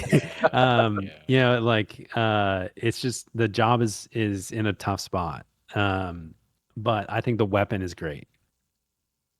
I would agree. And yes, and I want to throw out there that if you're using this weapon and any other one-handed axe, you can also use Mistral Axe and throw your fucking axe as a weapon skill, as a ranged fucking weapon skill. Too bad you which can't is, throw it and not get it back. Just like ditch it. Just leave it. Yeah. Just a single use. I do think it's sad, right? Like, I wish they would do a little bit of balance swaps around just to like bring the bottom 10 jobs up just a little Yeah. bit. So Because I think we're all Blitz hoping is the for that. best Yeah. weapon skill for Beast, right? So I think let's look at it through two different lenses. If we look at it through the Beastmaster lens, I think it's easy to say that this is like A plus, maybe even more than that. For Beast, Yep. For Beast. And then if we look at it through the lens of how does it stack up with the other primes, I still think it does pretty well. The weapon skill is good. The stats are good. I think it would to me this is still like a B plus, maybe even an A minus. When you put it in the perspective of how does it rank up with the other primes. I think a big Yeah. thing to think about is pet level plus Mhm. affects each pet job differently, and I Mhm. think pet level plus affects Beast maybe the most of Yeah. the pet jobs. Yeah, I think too, like, that's entirely in line with how I rated it when I made my video. I was basically, I think I gave it like 5 out of 10 as a prime weapon. Mhm. I gave it 5 out of 10 Heghmohs, and I gave it 10 out of 10 Generous Arthurs. Like as a Yeah. Beastmaster weapon, if you just look at Beastmaster, and that's all the only way you play Final Fantasy 11, absolutely 1000% you should get it. But if you're looking for something that's like, how is this going to affect my meta play across the entire game, trying to be a strong asset to my static, it's like, it's okay. No, you're never going to use it. Like, For the 10 out of 10 Generous yeah, Arthurs, this guy had to do another job to get the weapon because you're Yeah. not bringing Beast into there. yeah. Yeah. I think this is going to be one that I'm going to make eventually, but just because the Beastmaster is in the place where it's at, it's not on my priority list. Just to So yeah, go ahead. just point out another thing, like, is this a job where critical hit matters? Like, would you rather have another stat there? Yeah. Because there's some of the primes where that stat is great for the job, like the dagger. I'd rather have double attack. Yeah. Exactly. So it's like the dagger, triple attack, amazing, thanks. And then you get to other weapons, and it's like, why is that stat? Please, Yeah. anything else? Yeah. I think that the crit hit is cool, and I want to say there's a reason why it's cool. Like Gleddy's or something also has a lot of crit hit rate. So there's some people that like it's not a set that you would reasonably use.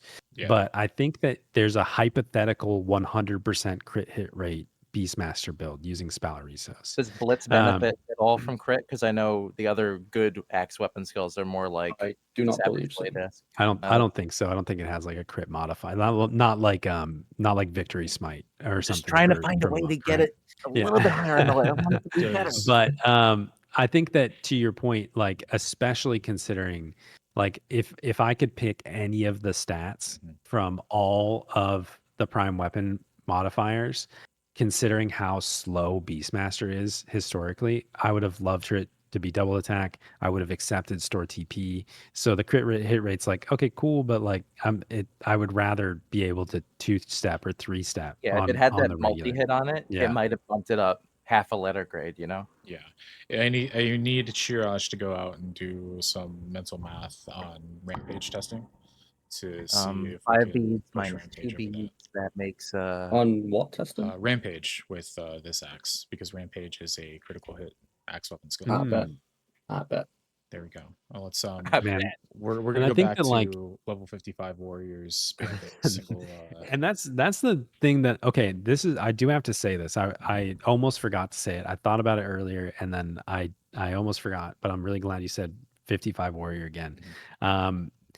The one thing that I absolutely hate Square Enix for is that this is beast only. Yeah, me And I too. hate the campaign. I hate the campaign against warrior one-handed axe warriors. Bring it back. Yes. it irks Put the fucking shit out warrior of on me this that weapon. like they had these relic weapons as a baseline and they existed before all the other jobs. And then most of these weapons either just gained a job out of like it has to exist or lost jobs. Like the bow lost samurai. Why? Yeah.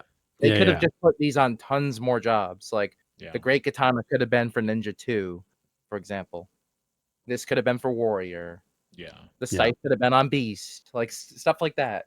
I would have gone back to warrior sub ninja in a heartbeat if I could put this weapon on.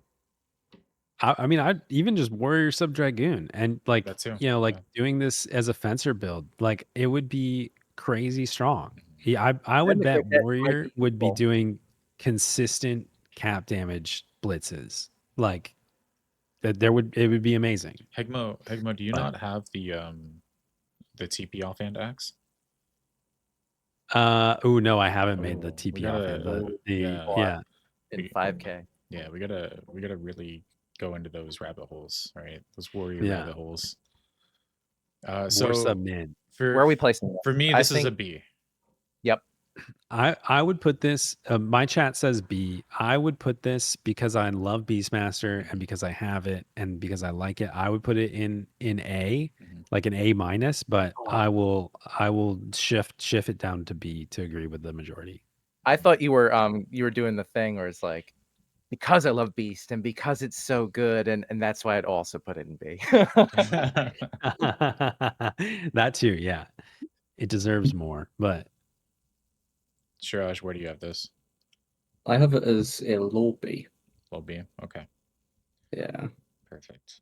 Only Beast So was used for more content. we'll give it a B / 8.5 out of 10 Hegmos. mhm. I think. Fair. Is that an average between Generous Arthurs and Heghmohs? Yeah, I mean, I think yeah. that we should actually make a separate. I should make a separate Spalarisos icon that has Generous Arthur on it, and then it's S. But Yes. yeah, in the general sense across the board, I'm okay with B. Perfect. All right. So the next one that we have, Lafria. Ooh, Lafria. Lafria was my first prime weapon. I use it the most.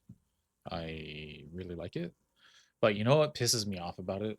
You know how we used to make fun of Sam's whiffing Fudo all the time? yeah, it's the one hit weapon skill. The one hit weapon skill drives me nuts.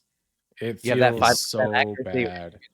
every time. Yeah, I swear to God, it's more than that because there's sometimes where I 5% like miss of it the time, twice in a row, every time. and I mean, I swear that there's some sort of negative accuracy modifier hidden, like There's gotta be. conditional in some way. Yeah. It is like, yeah, and it drives me nuts when you're holding to like 2k TP and you're like, yes, I can finally bonk really hard with this big axe that I Yeah. put so much work into, and then you either you miss completely or you do like 3k because of the double attack. it's literally, yeah, you get a double attack proc, so you basically do an auto attack hit Yeah, on yeah.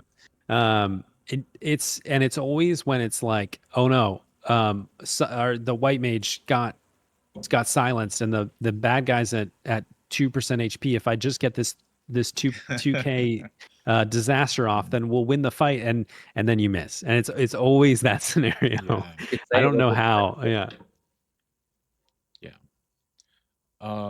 The main reason I like this is because this is the first weapon the Warriors had in a while that feels like we're actually playing the job how it's meant to be played, Yeah. and it is directly competitive. I would say that it's better than Nigling. I know not everybody agrees with me on that. I think it's better than Nigling unless you have like a I potency would somewhat. well I have the negative nagling campaign going Yeah. across the board, but Yeah. I think that sure, like you might average higher single hit weapon skills with Savage Blade, but like all the stats on Lafria, how it lets it you redistribute your gear with the double attack, Mhm.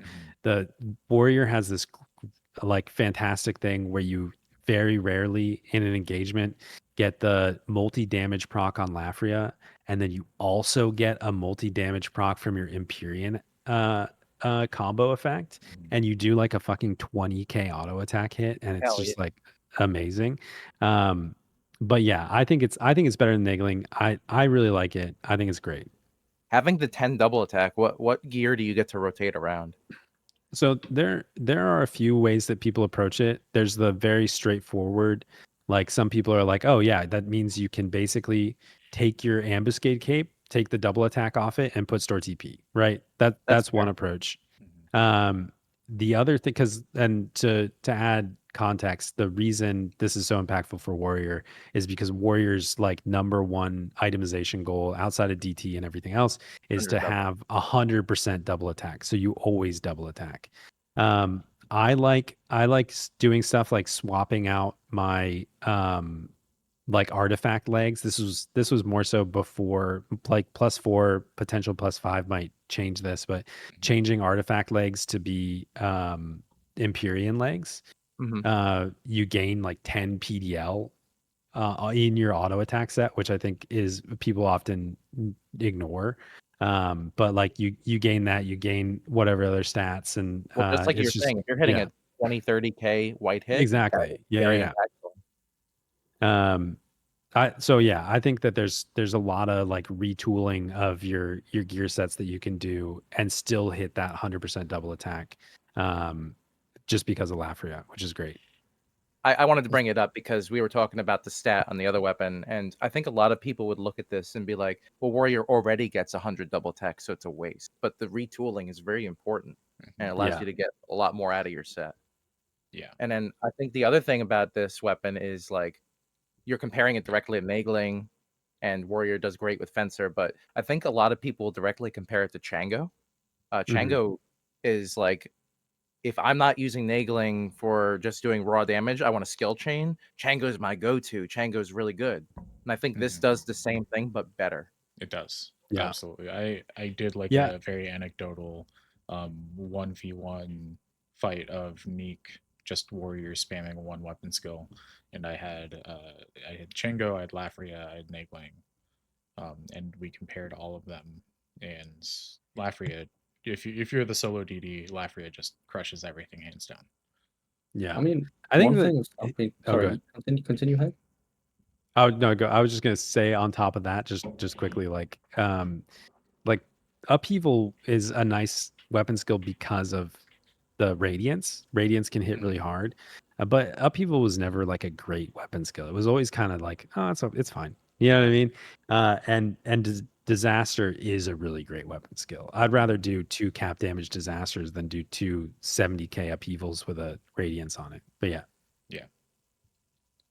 I like this a lot. I like the fact that you have the utility of the break weapon skills. What were you gonna say, Shiraj? One thing that's being overlooked and not talked about enough is a lot of people make the direct comparison to Nagling and you maybe using a fencer build, right? You are not capped haste using a fencer build unless you have haste Samba. Yeah. Most of the time you have hassle. You are Yeah. capped, well, very close to capped haste. So it pulls ahead in the long term. So if you're doing like a longer fight, Lafria is going to pull ahead simply because of the haste difference. Even though the weapon skill numbers might look very similar. Yeah, right. Absolutely. Now, something for Odyssey where you don't have a sub job, you might not have haste Samba. Okay, maybe Nagling beats it, but in Odyssey you're using Ikenga's axe anyway. I was gonna say, would Fencer Warrior even care about Nagling so much when they have access to Ikenga's axe? It's more about the attack buff for the PDL. Yeah. You can abuse a lot more PDL for that. Yeah. Nagling just has a lot going for it. King's Axe is really nice, but Nagling, just the attack buff is gonna push it ahead in general. So for me, Lafria is an A tier. Yeah, I would definitely put it in A, and I'd put it definitely above Impu Gendring. I will say too, like I think that there's an element to this, and when we get to Faria, and I think Dex said this earlier, like Lafria is a warrior axe. Yeah. Or maybe Myth, maybe you said it. Like you finally feel like you're playing warrior the way you're supposed to play. Well, that's what Myth it. Like, said, and I agree with that. Yeah, between like the great axe skill being A+ on warrior, you get great axe on your Empyrean, or on your like Empyrean body has great axe skill too. You have the double attack. You have all this other stuff. Like this is like if you want to play warrior, this is the axe. Yeah. Like this is it. It's like the class meta, class fantasy, all the boxes are checked. Yeah, I would put this A+. Yeah, this is the only weapon that I stage 5'd on my main character. Probably the only one I will ever stage 5, just because like I can't not glow purple on warrior. You know what I mean? Yeah, we gotta do it. So honestly, I have this but I just did. But you have it on B. Okay. I have it as a high B. Yeah. Okay. And what's your reasoning for that? because the way I'm like doing criteria is how much does it change the job, how much is it going to be meta for endgame, and what is it like comparing to? What are you comparing it against? And what are the other weapons like? Like for me, I have very strict criteria of S and A. It's going to Sure. be very hard to get into that. Okay. Okay. Well, we'll just say Shiraj is wrong, and we'll go on to. Fuck you. I do Love you, think Shiraj. I don't think it's like better than Impondering personally, just because of the meta implication. However, Yeah. I do think for a warrior, it's definitely an A tier. I think it has more application than the Gandering, which is the reason I would put it Yeah. in A. I mean, I think like in a meta sense, like warrior is still used a lot for a lot of stuff for Warcry, for just be all the damage output, etc. If I were to recommend, like if somebody came to me and they were like, which weapon I'm deciding between making I'm new to the game Mhm. and I want to pick a prime weapon to focus on and I'm gonna pick a job based on that. I'm down between making Empu Gandring for dancer and or Lafria for warrior. I would say you're probably going to have a better time across the board picking Lafria. Yeah. In this scenario that you just laid out, I think the opposite, because if you make the Impu for dancer, you then don't have to go make a Twashtar, whereas the warrior has a lot of weapons that make them very competitive without it. I think I guess I just mean like if you make a Lafria warrior, if you have you can pick making a Lafria warrior or an Empu Gandring dancer, you will have the opportunity to do so much more of the game as the Lafria warrior. Yeah. I think the argument for having more weapons on warrior versus dancer is an unfair one, because warrior has always been the class designed around using the maximum amount of weapons. Yeah, they have a lot of utility weapons for Yeah. sure. So to me, that's what warrior is. Like if you don't have a bunch of different weapons, then you're not really playing the job like it's So designed. you'd say warrior's Mm. job identity is being a jack of all trades. Yeah. Warrior is a red mage if red mage was very simple and Yeah. had 2 buttons to push. And The smooth brain red mage. Yeah, All the exactly. versatility of red mage without having to think, because you don't Yes. have to do magic and you don't have to buff anybody else. You just hit your Yeah. big button and you switch weapon to do damage when damage not come out. Exactly.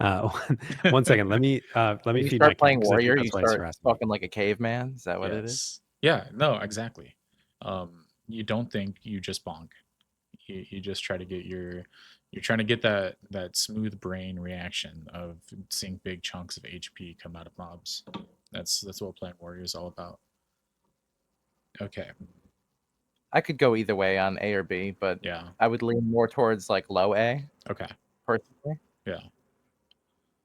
I think after all of us, I think A is fair.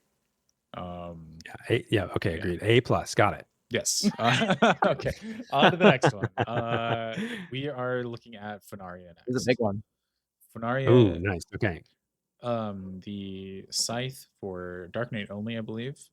And I think this is really the only scythe that gets a lot of action these days. Is that am I correct on that? Like I guess That or Liberator is kind APOC. of okay. A lot of people use APOC as because of how it works like Lafria and is easier to get. Okay. And Liberator, I've seen Liberator do cool damage, but I think this is the gold standard for sure. I think people use the Empyrean as well, but then it just tends to get outshined by the Great Sword for Dark Knight. Yeah. I mean, I feel like a couple months ago there was some conversation going around about like in purely looking at damage per second, Caliburnus is directly on par with Faria, just because of the Empyrean Aftermath and how absolutely busted it is on Dark Knight. Well, if its DPS is equal, I would always take Faria due to the weapon skills properties. Right? Yeah. Absolutely. You have. It's worth being noted that until the Magbonanza weapon came out, this was the highest base damage weapon in the game. Really? I didn't realize that. 400. I mean, the 400 base the damage, yeah. Lost Sickle Reforged is like 402 or 403, Okay. but this was the highest. Hegmo, you have this, right? Yeah, How often are you using it? all the time. Really?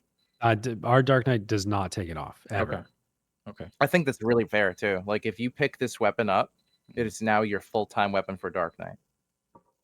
Khalid Bolg was like, I can do a 2-step light, and then if I ever want to make darkness skill chains, Scythe has a plethora of options to make multi-step dark, and that was always the thing. But now Faria is like, I can do those dark steps without using Origin, or I can just use Origin and make lights. And now it's the best of both worlds.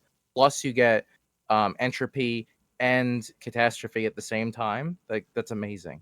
Yeah, and like in situations where you don't want to make light, it does absolutely busted cross reaper damage. It's just like Kiko said this in chat just a second ago. He said I made Dark Knight to use Faria. That's what I said in my video when I made it. Like the weapon is so good that you should probably consider playing Dark Knight. You know what I mean? Okay. And just like I said for Warrior a second ago, like this is the Dark Knight fantasy weapon. It's entire, like if Square Enix doesn't play, like the joke that Square Enix doesn't play Final Fantasy 11 and they just make shit up. You know what I mean? And like the one thing is the only guy on the dev team that plays the game plays Dark Knight because they made this for Dark They Knight. finally let a Scythe be good. Yeah. Mhm. Everything about it is just like the Dark Knight fantasy. It's a scythe. It does absolutely busted damage. It heals you every time you weapon skill. It also steals MP. Like it's amazing. Okay. Could you, I'm just curious because I want to like make a direct comparison. I feel like this has a lot in common with Tizona in a certain way. Obviously, the weapon skill is a bit different than how Tizona works. Mhm. But do you think it's similarly job changing for Dark Knight as Tizona would be for like Blue Mage? I don't think Dark Knight goes through MP quite the same way Blue Mage does. Blue Mage Sure. can easily cast like 150, 300 MP spells Mhm. very quickly and burn through its pool. You'll notice without a Tizona, you'll go MP dry quickly. I think But the direct comparison could be like Soul Eater with the HP gain. Is that yeah, something and that the could? healing. Yeah. Okay. Yeah, being able to do solar. I think also there's a case, and I probably don't utilize it in this way enough to really confidently talk about it, but there's a case for like Phonaria sheer earring combo Mhm. for instances where you want to constantly be shedding your enmity, Mhm. refilling your MP pool constantly when you can on a mob that you can. I don't know how many instances of that there are, but you kind of have this infinite enmity shed where you're never hitting that enmity cap.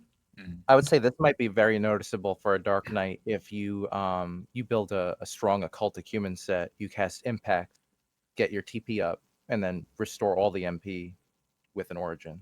You guys are gonna hate me for what I say about this weapon. Oh, Yeah. oh no. Let's hear it.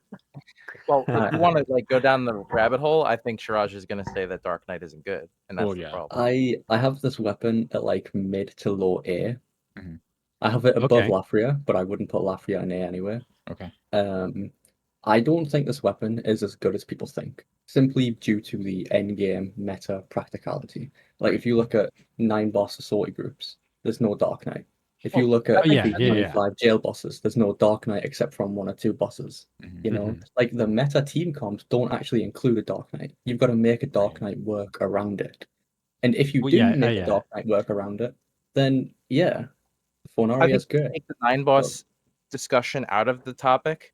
If you go to 8 boss, I think Right. the DD slot is flexible. For an 8 But boss, most I people, think most people will tend to not take a Dark Knight. Yeah. I Whereas think I think like having this makes it, the Dark Knight more viable for that. yeah, That's all. I think it's funny that I would agree. like when you talk about the bleeding edge, like edgelord, like cases of 9 boss of V25s. Unfortunately, like the edgelord job doesn't get an edgelord spot there. But at the same time, like but for 8 boss fights, like Dark Knight's amazing. Like you look at players like Velner or like how our group uses a Dark Knight. because soul enslavement is just fucking dumb for Yeah. Zerg Gartel and Aita and all that other If stuff. you go back to the Um, episode where we rated the jobs, I think the biggest detriment to Dark Knight, where we placed Dark Knight on the tier list, was it came down to like Dark Knight's main utilization for the party was soul enslavement. Yeah. Yeah. And I don't think this weapon really changes that in a sense, which is kind of why Shiraj is weighing it so lowly. Yeah, because like it's the same with the Beastmaster axe. I would rate the Beastmaster axe higher if there was more uses for it. Like there's not as many uses for as Faria as people think. It's just they make it work because they like the job. Yeah. It's not the best option. It's just The comparison but to the I do think Beastmaster like X is perfect. If we're going think that it- route, Shiraj, right? sorry. From a meta standpoint, if Mhm. you're like, well, in 9 boss you use a dancer, so the Impugandrang being dancer's best weapon, it's S tier or it's A plus. Mhm. The only reason I would even have the dagger in A tier is because of Swordy, because it's in the meta. Mhm. Other than that, I wouldn't have it. Yeah. But would you then rate the Faria lower than Impu just because Dark Knight is used in endgame activities less? I would say because of how it changes Dark Knight, I would say it's almost equal to the dagger. Mm. Because it lacks in the meta, but it changes the job quite drastically. Hmm. So it kind of balances out. Yeah. I mean, I think that like I don't know. I think that if you're talking about like on the other side of the spectrum, not outside, not like what prime weapon are you making to participate in your undefeated master trials, not talking about like how to do Ammonon, etc. And you're talking about like how do you enjoy playing Dark Knight. Like Takeover said this in chat. He said you can do Omen with Faria, and I'm like, yeah, absolutely. And it's fun. You know what I mean? Like when you do Omen and you do Dynamis and you do like an ambuscade or like Odyssey segment farming, all the stuff that's like like mid to late game kind of stuff in the current setup. Not doing like the very very top. Like it makes playing Dark Knight so much more fun because hate like to you say just this, do but, so like, much damage and you're healing yourself, you feel safer, I hate to say this, but like Dancer has become the standard for doing Ammonon, but Dark Knight is the second best job for doing Ammonon. Mm. Like you drain more TP than other people draining more consistently, and you do great damage. Like it's still the second best option in my opinion. The thing that hurts Dark Knight, this weapon for me, is there's not enough uses for Dark Knight outside of having fun. That's my only problem with it. Because it's a great weapon. It's an Well, amazing weapon. you want to It's rate just- it on a fun factor, this is like super fun, right? Mhm. Yeah, Because you feel it's invincible just with this weapon. in a practical sense, it's more of let's have fun, you know? Yeah. I think And I think go ahead. to put it on the scale, I think low A is reasonable.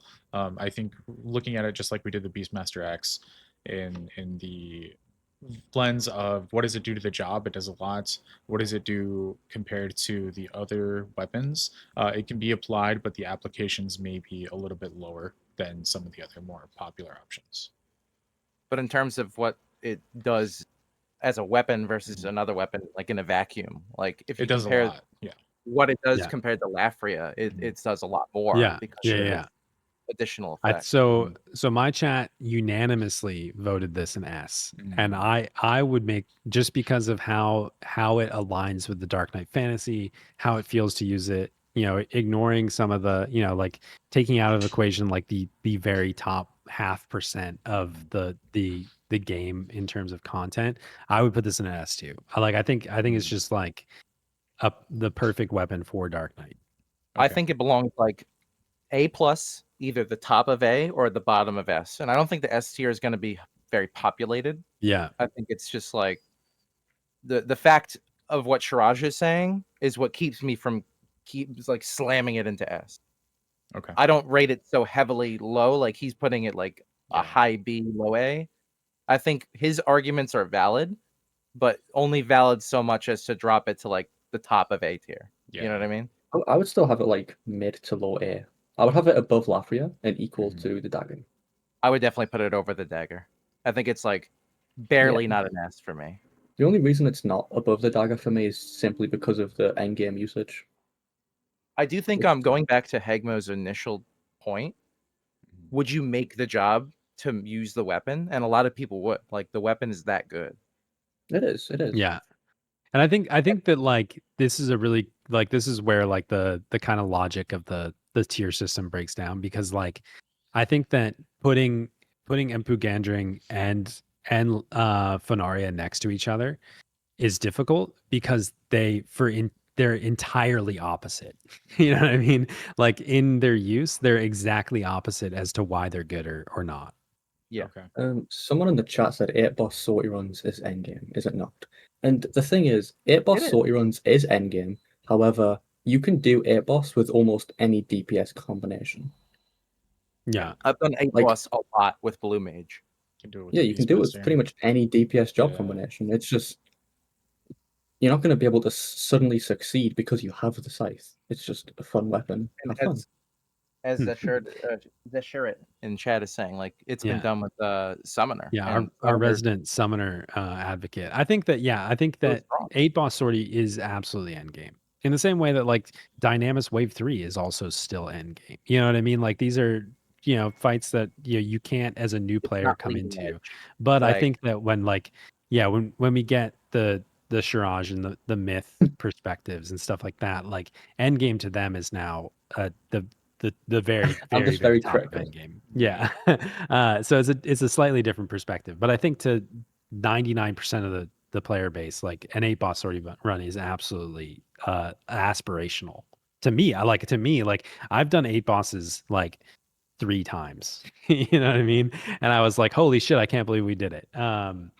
So yeah, I think that, you know, it just depends on perspective. So I have to weigh that in when I think about like where I put the weapon.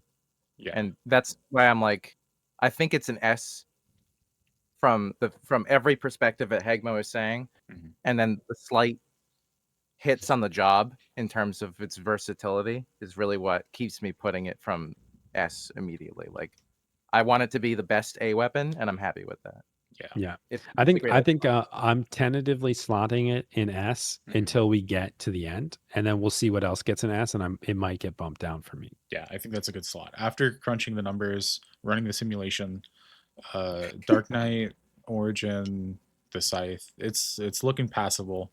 I will grudgingly allow it to go into the bottom of How the much S tier. damage did it do to the model, like the jelly model with the skull inside? Like, did it crack the Oh, skull? yeah. Yeah, The you know, ballistic so dummy? we actually have you guys seen Forged in Fire? We actually used a pig carcass, and the blade did chip on the bone while it was going through. So there is that. Big hit. So Unfortunately. actually we had the experts sit down and used it. They actually just sent us back a video where they were holding it, and they said, you guys realize that scythes aren't actually weapons ever. This has Yeah. never been used as a weapon in history. We don't know what you're talking then, about. yeah. But Then the Asian judge came over and said it will kill, and then all right, let's move on to the next one. We're gonna be here for like 4 hours if we keep going at this rate. Okay. After Funaria, we have the polearm, Guy Bweed. Oh, You are gay. Gabooya. Gabooya is the way You you are pronounce it. gay. I did a lot of research on this. You pronounce it Gabooya. Really? Are you? I can't tell if Yeah. you're being sarcastic. No, I'm with me or serious. not. No, they're Really? 100% serious. Okay, I thought you were like doing a play on Udia. No. So, Gay Booyah. Interesting. Gay booyah! I love that. It's in time for Pride No. Month. It is. Who has this? I have this. I have this on an alt. I've used it. You mastered your Dragoon with this, didn't you? Didn't Yeah, you I make an mastered my entire video? Dragoon. Yeah. We outside of the campaign, we mastered Dragoon with this. We did a marathon stream. We posted it to Twitch or to YouTube, possibly as a watch time bait to get into monetization. But it worked, and yeah, I mastered my Dragoon with it. If we are comparing this to stuff that we've already talked about, I think to me the direct comparison for this weapon is the Great Axe. I think this allows you to play Dragoon the way that you want to play Dragoon instead of using a Nagling. I think Yeah. Dragoon's biggest like thing that it has going for it is my Wyvern gives me so much stats that I'm now like on par with everything or better. Like it gives me Thank you, these Dex. fat stats. Mhm. What was that? Thank you. That's something a lot of people forget about. And then like Yeah, see, giving that's it something that +3 I level, don't like fully understand. well, I could pull it up, but you get like haste and other Oh, like right. stats from having the wyvern alive. Mhm. Yes, And yeah. it builds levels as you do what's the action? I forget the name of it. Spirit Spirit Link or yeah. Yes, Spirit Link. But once it's max level, you get like a huge stat stick that's basically another piece of gear just floating around with you. Yeah. And if that wyvern dies, you're kind of boned. Like you become like the worst Yeah. DD in the group without Well, the wyvern. Dragoon's one of the only jobs that can cap its own job ability haste. Yes. Um, um, unlike Dancer, it's not a party wide buff. It's last resort. It doesn't have any negatives. It's all buff. Yeah. So yeah, it has that, and you get all the stats from the wyvern. I bring that up because like having a wyvern level +3 just gives it that much more survivability that no other Rima weapon for Dragoon would provide for you. And Mhm. keeping Mhm. that pet alive is quite important. Maybe underselled. I also think it's worth noting this might be the strongest prime weapon skill. If you're, I've seen a lot of screenshots because the new Limbus monsters have 50% DT. I've seen a lot of screenshots of or the Diarmuid hitting 80 to 99k in Limbus, where your damage is reduced by half. Yeah. You just Yeah, it's really watching hard all night hitting. long. Maybe. It's extremely hard hitting. It's just like you said, and I know that the career dragoons are advocating for, like it finally is like the pole arm you can use instead of your Yeah. best weapon being fucking Savage Blade, which Yeah. is over any job. Like I hate it on Warrior, Mhm. so I can't imagine how a dragoon feels Yeah. having to use nagling. So yeah, I mean, I think that it is in that sense, but I like we can do the same Dark Knight debate. How does this affect your 9 boss Ammonon runs? How does this affect your I have Odyssey, seen etc.? Dragoon used for Ammonon. Yeah, Don't it's not bad. Dragoon yeah. Dragoon is flat out better than Dark Knight. Nobody's going to debate that. We already decided that. We did the scientific effort the last time when we that's bad. discussed the meta.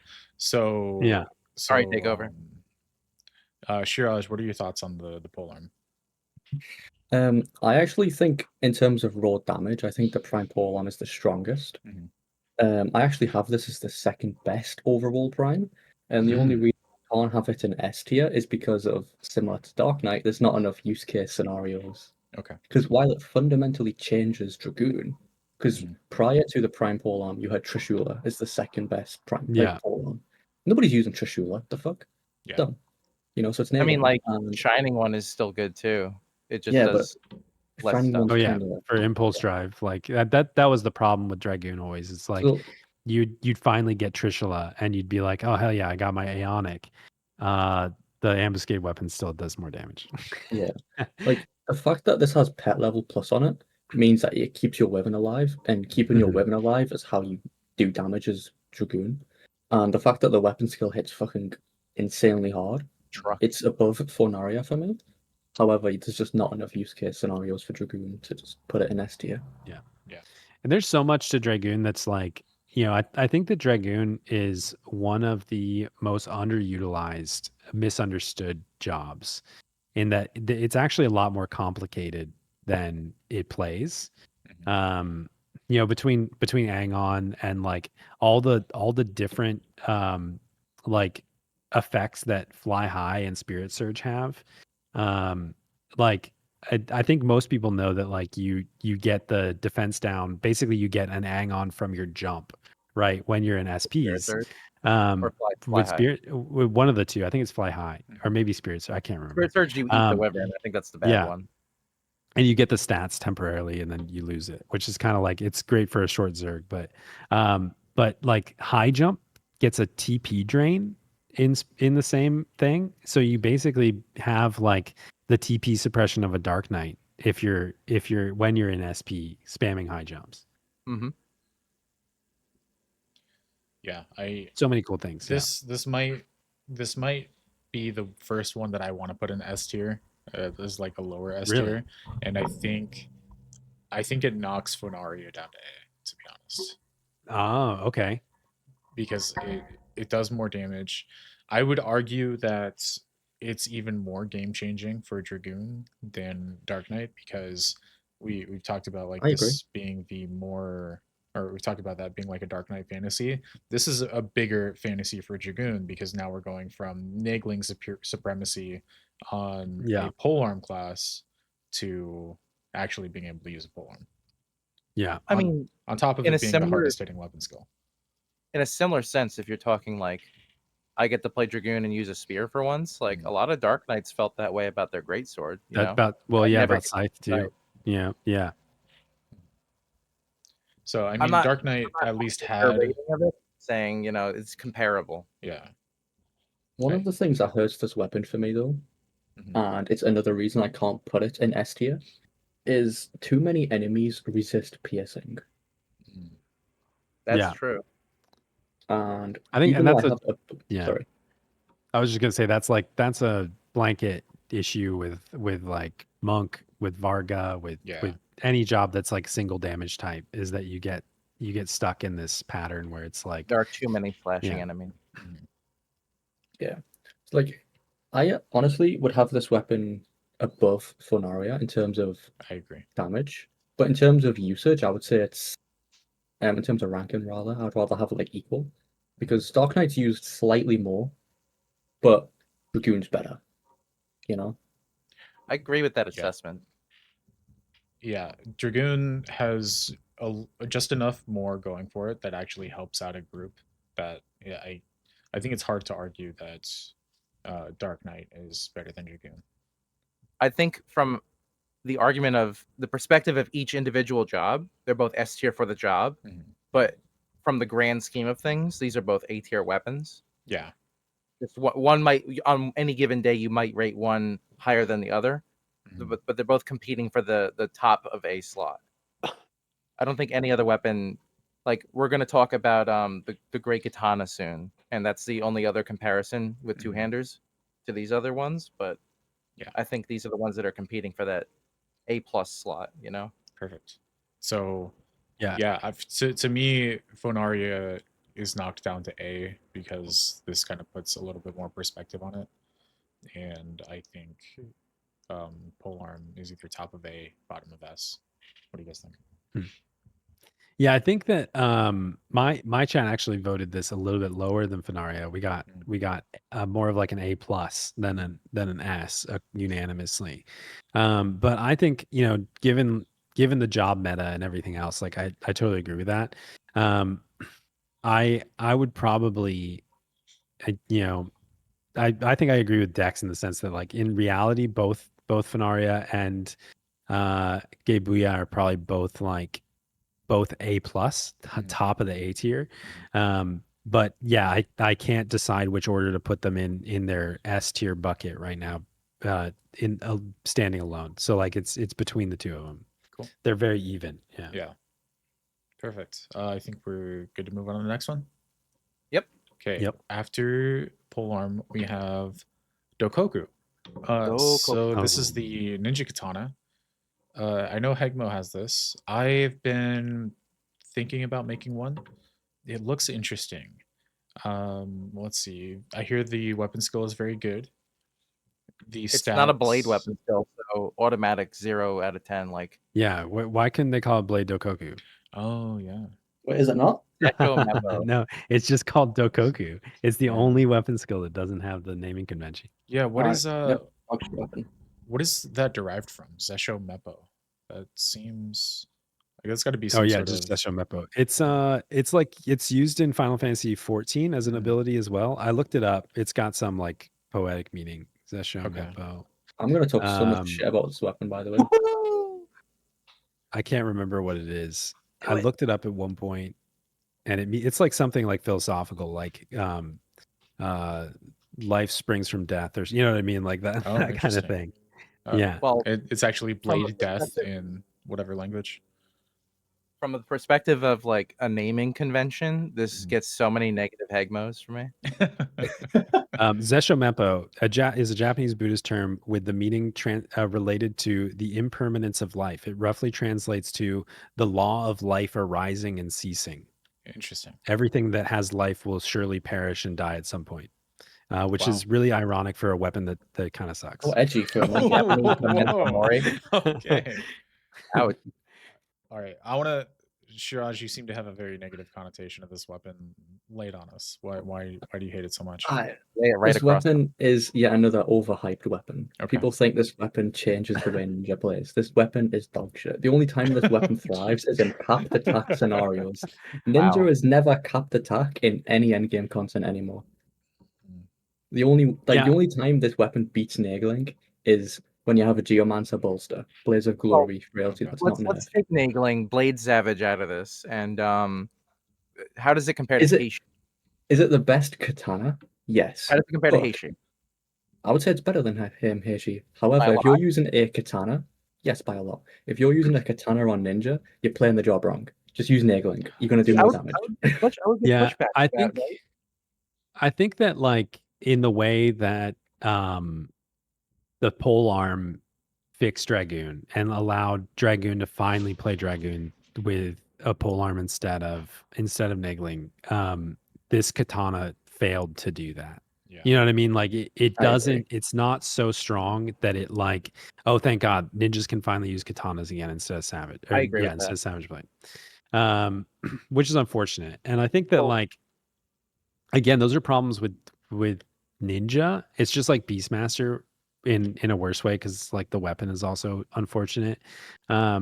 It's kind of like Beastmaster in that like almost all the problems with Dokoku are actually just like problems with ninja and problems with katana scaling in general. But yeah, I don't know. I have a lot. It I have is a lot nice more to things to like say. off of Savage Blades. But to what chat was saying, I was going to bring this up. Kibble said, you know, if you're playing ninja, you're gonna be doing hybrids, and that's kind of the Exactly. main goal. Yep. I wouldn't use this for hybrids. I would use Heishi just to get Yeah, the you would use TP Heishi for bonus. the TB bonus. So The like only Yeah, time I this think when beats you Heishi is said for Blood this is- Shun.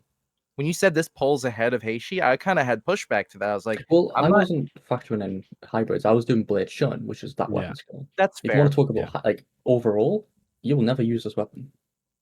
I It is wouldn't use so- this over Savage Blade on Ninja, right. and I wouldn't use Heishi for physical damage either. But if I'm Yeah. using hybrids, I would use Heishi over this. So it doesn't excel in either opportunity for Ninja. Yeah, I think Dokoku is it on paper in use. It's the best physical damage only katana, right? Sure. It beats out Blade Shun. It beats out your physical damage spam, but that's like saying that like the staff is the best physical damage black mage weapon skill you can do. You're never gonna. Why would you do that? You know what I mean? Like the whole point of playing ninja is an opposition to that. You, In you my joke, opinion. but I've seen Scholar do some fat numbers in Shield. Oh, sure, yeah, yeah. But like at the same time, it's like, is that why you're playing Scholar? No, hell no. Yeah. And I think that like to the hybrid weapon skill comment, when I made Ninja, so I made Ninja. This is one of the things where the party set out. We made Ninja just to test the weapon, and I like literally we went out to Babiki Bay, fought crabs to cap katana skill before we even mastered. Is how low behind the Ninja was, and like after we capped our katana skill, we pulled a Dommel, and the Ninja did a Zesho Meppo, and it did like 20k damage in full buffs, and I was like, oh no. We tuned it, and we figured out how to get it to push a little bit higher, and eventually it was like, okay, it's good for physical. It is working now. I get it. And that we mastered the job and did stuff that you need to do to make your damage come out, but it was just fairly low. And like to the hybrid weapon skill comment, at the same time, our ninja who had just capped katana skill could do cap damage blade cheese with the ambuscade katana. So it's like, you know, like Whoa. if you're talking about like hybrid weapons, the way that those scale is entirely different. And if you can do a hybrid weapon skill, Ninja's great. It's fantastic. It's great for dynamics. It's great for all these other things. But like, yeah, I don't think that Dokoku will ever is doing a hybrid weapon skill, even if the magic accuracy and the magic damage scaling on it gives you some little edge, it's not going to make a difference. You know what I mean? Compared to other weapons. So I want to play like possible scenarios real quick. I'm mostly playing devil's advocate for this, but Shiraj, correct me if I'm wrong, but you said that this weapon skill could outperform Nagling in capped attack scenarios, right? Yes, I have personally seen this weapon beat Savage Blade when you have capped attack and cap buffs, and you can abuse PDL. So I could see this being good in Limbus because it looks on paper from what we've been seeing, it seems very, very easy to start capping attack in there. Their defense values seem low. The problem with that is unless you're using something like Nagling, it is quite hard to cap attack without using a Geomancer. Yeah. Because cap attack in Limbus, you ideally want somewhere around the ballpark of 4,500 attack, right? How do you know? And you want more than that if to take advantage of PDL, 5k plus. And Ninja would probably struggle without a Geomancer. You would probably want an Indie Fury, Chaos Roll, Minuets, and March. So hear me out. Let's do 2 Corsairs, Bard, Geo, and a healer. Let's even throw in Red Mage for Dia3, and then a Ninja, and then Dokoku's amazing. It's actually it might even be S tier. So let's no, I mean not even. I mean I'm gonna say not even then. Like I get this is some of the flack that I get for like when I do my weapon testing. I do it best case scenario. Well, on all the YouTube videos I do, like literally, like we have sometimes an outside healer to squeeze in buffs. We have a Red Mage Dia3 to Dia4. We have Fury Frailty up. There's I'll test in and outside of Soul Voice. Chaos, like like I'll even switch to Chaos Fighters sometimes. Like we're doing everything we can to see the top potential of the weapon, and even under those circumstances, Dokoku's okay.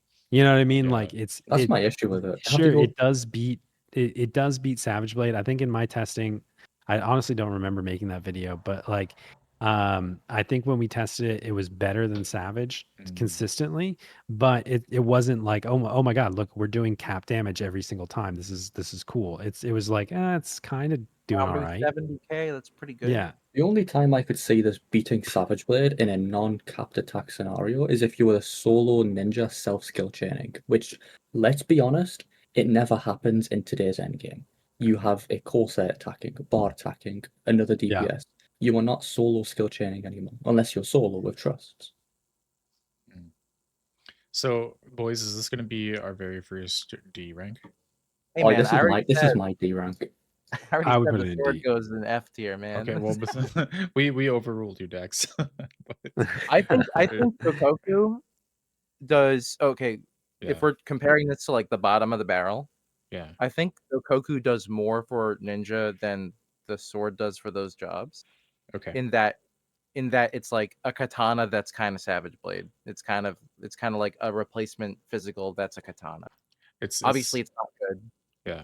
It's trying to do what Lafria and Faria and Gabooya do, but it's failing at it. Trying its best, damn it. Little engine that could. Yeah. But I do think it belongs in D. You're definitely right. Yeah.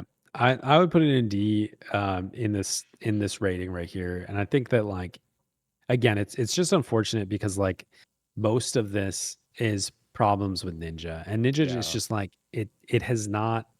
I think that honestly, Ninja's the most neglected job in the past 10 years of Final Fantasy changing slowly over time. Like I think it's just in the worst spot compared to anything else, and that's unfortunate. I, like everybody else, I fucking love Ninja. It feels so fun to play Ninja. Like when we were leveling it up, I had a great time, when I've played Ninja, and like you attack so fast and you're throwing fucking ninja stars and it's cool, but then it's just like you don't do anything. Nothing happens. So what weapons next? We have. If they were to pick Ninja overnight, would this weapon be good? Probably not. Like it would still be. You'd still use Nagling, or you would use something else. yeah, I don't know. Most likely they'd still be using Negling, unfortunately. But Feel as it enabling stands or right Negling? now, I think D is pretty fair. Yeah. I'm still probably gonna make one for an alt because I want to play around with it. You're sick But in the head. yeah. Well, I'm trying to gaslight Ernie into coming back to playing the game. So I do that. I do that by decking out his ninja. Yeah. So next on the list we have Kusanagi, the Great Katana, Okay. Kusanagi. and Oh no, Tsurugi. yeah, Kusanagi. No, whatever Dex just said. We have double attack What's the weak 10, was it? which is Tsurugi. strange. Strange to see double attack on a samurai weapon. Yeah. And Tachi Mume. Do samurai hate that this has Touchy double attack? mommy, as they say. Tachi Tachi Mami. Mami. Oh, I'm thinking about this completely Can't wait. differently now. Oh my And goodness. suddenly I like it a lot. Yeah. What were you saying, Dex? The samurai's what? Do samurais hate that this has double attack? Like, is I it don't think detrimental? so. No, I don't think so personally, but I'm not. I just Don't, think it's worth bringing up. Like, whenever you look Yeah, at these don't bonus stats, samurais use Zanshin and like minimize Yeah, I think multi attack? there is something. I'm not a good enough samurai to know, but there is something with Zanshin and not wanting too much double attack. exactly. Okay. Like, I know this is on Hasso build, and having more store TP would essentially be the same as double attack. It might without just be a personal preference thing for how you like to build the thing. you know? Yeah. Okay. I know some samurais do Zan Hasso and some samurais do multi hit, and it kind Yeah. of is like debate in the community. Yeah. Hmm. So I think that like, okay, Kusanagi is great. This is one that our static hasn't made, but one of our really close friends like kind of showcased it for us. And he was very generous to like share his time and everything. Mhm. And samurais that have it absolutely love it. And I think it's really great. And I think that this is maybe the opposite of the ninja problem. It's the opposite of the Beastmaster problem, etc. Mhm. Everything that's good about Kusanagi is because samurai is so fucking good at doing samurai stuff. Yeah. You know what I mean? Like, it just feels really good for samurai because of how samurai works. Yeah. Not necessarily because of any specific feature of Kusanagi. Mhm. Well, I'd say Samurai was already like king of doing like its own self skill chains when it can. It has so many tools in its arsenal to just spit out an extra weapon skill. Yeah. This weapon just provides a lot more avenues to get better, stronger self skill chains, and it has great properties to pair with other jobs. Mhm. I'd say Samurai's go-to weapon, the Empyrean before, like this is just a better version of it, and it's Yeah. at its peak. So Mhm. like I it agree. just becomes the new king of great katanas. Yeah. I think I kind of have a different opinion about this one. Um, to me, this turns samurai into more than just a skill chaining machine. Mhm. When the thing about this that I've really noticed is that when you can cap attack on samurai, which is not always easy to do, it turns into quite possibly the strongest DD even without skill chaining. Tachi Mume consistently Fat mommy. hits. Yeah, it consistently hits 100k or 99k, whatever you want to call it, cap damage in sortie when you have the correct buffs. Even without bolster, you're still hitting 80 to 99k, and it gains TP so ridiculously fast that it's not surprising to me when I see my samurai outdoing my warrior at times. Yeah. Yeah. I mean, if you want to talk about again, like the bleeding edge top of the chain, like there's stuff to talk about with samurai there, but Mhm. like there's so many people I know that do like still, and like I feel like it's the only job that can really do this consistently is like an 8 boss samurai solo engaged, Mhm. just because samurai is so good in sortie, being able to bounce between light and dark chains like fluidly, doing the ridiculous damage. They're just basically doing a nines to nines, a cap weapon skill to a cap weapon skill to a cap skill chain to a cap weapon skill. It's just like the damage output is insane. Yeah. And it's just good for that. Where this really suffers is when you cannot attack cap on samurai, which Yeah. happens pretty Yeah. frequently. Yeah. Does this weapon allow samurai to do that, or is that just a byproduct of samurai being great and this just is a little stronger? This weapon allows samurai to do that in different scenarios where it can't before. So specific things would be like Gartel. You're gonna struggle doing solo DD Gartel stuff without this weapon skill, the skill chain properties. Mm. With a Masamune, it's not going to be nearly as easy. What I do think gets overlooked often, because I do think this weapon skill is great. I think a more direct comparison to this weapon for samurai, other than Masamune, is actually Shining One. I think those Yeah. two weapon skills have a lot in common because they can do such high spike damage when you're not skill Yeah. chaining, if that's not the focus. The samurai in my sortie group always used to joke about how samurai was the best polearm user and Yeah. Dragoon was the second best. Yeah, seriously Yeah. though, impulse drive for samurai is slept on a lot more than it should be. Yeah. To me, this is. But I mean, yeah, go ahead. go ahead. I was just going to say, I think that, it is fantastic for samurai. I think it plays exactly how samurai wants, but I think it's worth like the same Shiraj critique of like, how does this play into the ultimate end game? How does this play into your 9 boss? How does this play into your V25 Odysseys, etc.?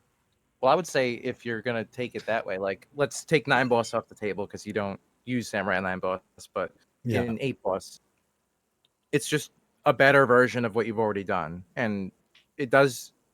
I guess you could say it transforms it because it lets you do a self engage and maybe pop your SP and wail on it by yourself. You don't need a tank to kite the mob. You can get full hate, get the mob halfway down, then kite it, or just do it without kiting. Yeah. To me, this is on the same level as polearm and scythe. 100%. I was gonna say I would put it a little bit lower. I would put it like right around Lafria. Okay. The only reason I disagree with putting it right next to Lafria is the direct damage application is more noticeable on the Great Katana than going from weapon to weapon on Warrior. Well, I would agree with that. I would say it is stronger than Lafria, certainly. But if you compare this to the polearm and the scythe, like what does the polearm and scythe do for those jobs versus what does this do for samurai?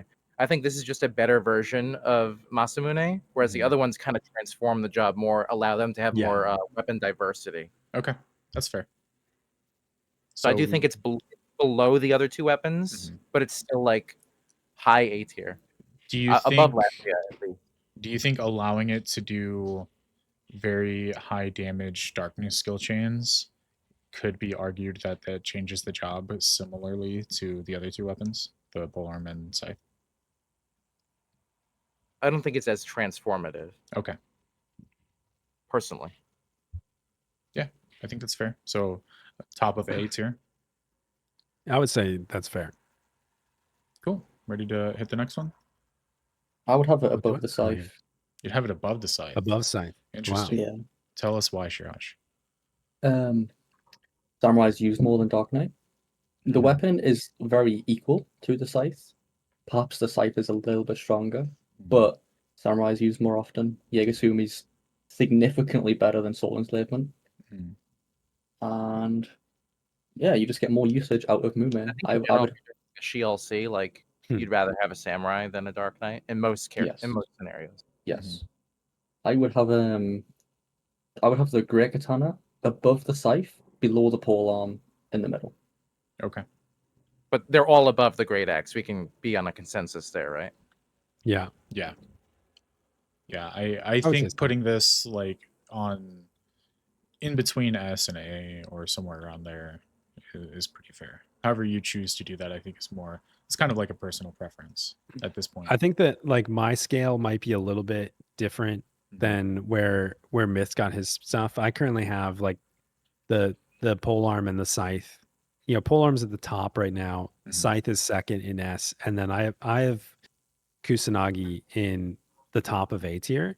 I think that I would, if I were to make any moves there, I wouldn't want to move Kusanagi up to S tier. I would rather move Faria down to A tier. I agree with that. I think that's fair. Yeah. I think it's definitely worth noting that all four of these two-handers, like excluding the Great Sword, all four of these two-handers are like exceptional. And prime weapon skills, having to deal with like I want to be attack cap to utilize the PDL. All four of those two-handers can utilize that aspect of the weapon so well. And I mean, illegit makes a good point. Like it depends. Like there's always going to be the main expertise and bias where like we know I want to put Lafria at S tier because like I use it all the time. I think it's the best weapon. You know what I mean? So as a main, like when you're a samurai main, like it changes the way you play. But I think at the same time, it's like it's not quite at that level where like I would be. If I had a friend that came to play the game and they were like, "Hey, I want to eventually do sortie. What job should I play?" I would probably be more hesitant to encourage them to play samurai than something like Dark Knight, I guess. I wouldn't don't know say if that like you would make a samurai to make this weapon because it changes the job so widespread. Like it's so amazingly different than how it was before. It's as if you had a Masamune, but it's better, like in every way. Yeah. All right. Next weapon? Yes, next weapon. We have Lorgmore. We have the club. Oh, the club. Weapon skill Dagda. This aftermath does not give PDL. That is its biggest detriment. That aftermath being trash for no reason. Yeah, aftermath is magic damage and cure potency. Magic damage and cure potency, which is weird because it's like I don't really understand how curing works. I have had this weapon and we've tested it. I haven't made a video yet because I don't really know how to talk about the cure potency part of it and how it affects white mage. Yeah. But like I think when you compare it to any Radic Rod, any of the other options, like are you really benefiting at all from that cure potency plus? So to put yourself in jeopardy using building TP, etc., all that other stuff. I don't look at this as a white mage weapon, or at least not a healing weapon. It's kind of an okay idle piece. To me, this shines as a Geomancer melee weapon for the meta. If I were a white mage, I'd rather keep my club at stage 2 to drain my HP and wake me up. Yeah, that's what a lot of people have said. Yeah. Yeah. And I mean, I've seen in Ammonon, I've seen, Geomancers using this. Dagda does impressive damage. I was actually we were testing weapons in King Ramper's Tomb, just goofing around. I think it was when I was like initially testing in Pugandring and a few other things. And our white mage had just made a stage 4 club. And so we're like, okay, let's throw it on. Let's see what it does. And we were in a high buff situation, and he fucking did like a 70k Dagda. And we're just like, what the fuck just happened? Yeah, did I read that strong. Right? Yeah, it's really strong. To me, this is a simple one. Bleeding edge perspective, it's definitely something you want to consider. Like, if you're doing Ammonons, your Geomancer can put down their bubble with their Idris and then switch to this and do fat damage. Yeah. I was doing 20 or 30k Dagdas on Guy V25 when I did my clear with us. That's crazy. And to put that in perspective, Warrior is hitting like 30 to 40k Black Halos and Judgments. So it's strong. To me, this is a pretty cut and dry one. It's easily B tier. I don't think it does anything crazy, but it brings Geo as a physical damage dealer almost up with Red Mage. If you're looking at like pure physical damage, I think it is right up there. I think in that sense, anything that encourages non-AFK bubble geos, like that, if we can get some fucking club geos back in the mix, let's do it. Yeah. Shiraj, you were one of the first people that told me about this club. What are your thoughts on it? Honestly, I'm torn because if you play Geo and Geo only, this club is like A tier, right? Yeah. However, if you play white mage, and even in the slightest, you do not want to upgrade this past stage 2.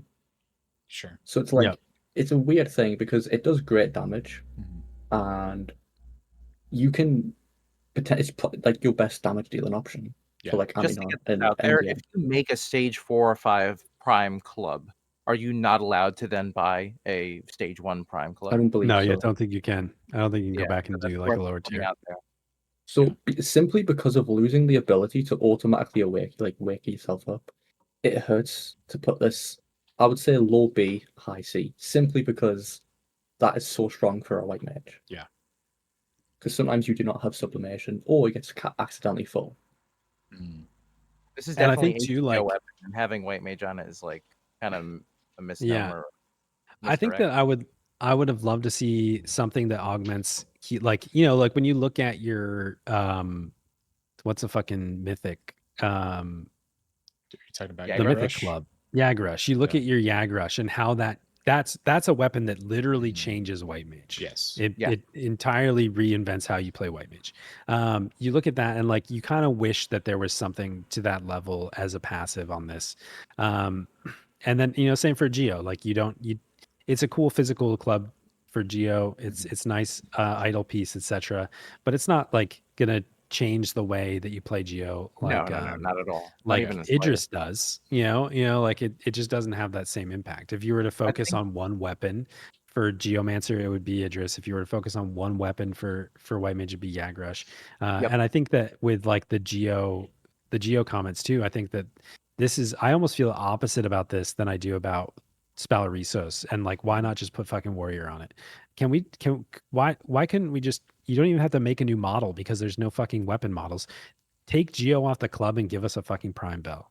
You know what I mean? Like, I was gonna say that, dude. like Literally, give us. I think if we're looking at the mythics are like the coolest weapons in the game because they're tailor made for that job and do something specific for it. And it really hurts getting all these prime weapons, and they don't do anything unique for any job. So you're not even allowed to like upgrade any bad job or adjust a job in a certain way to do something unique.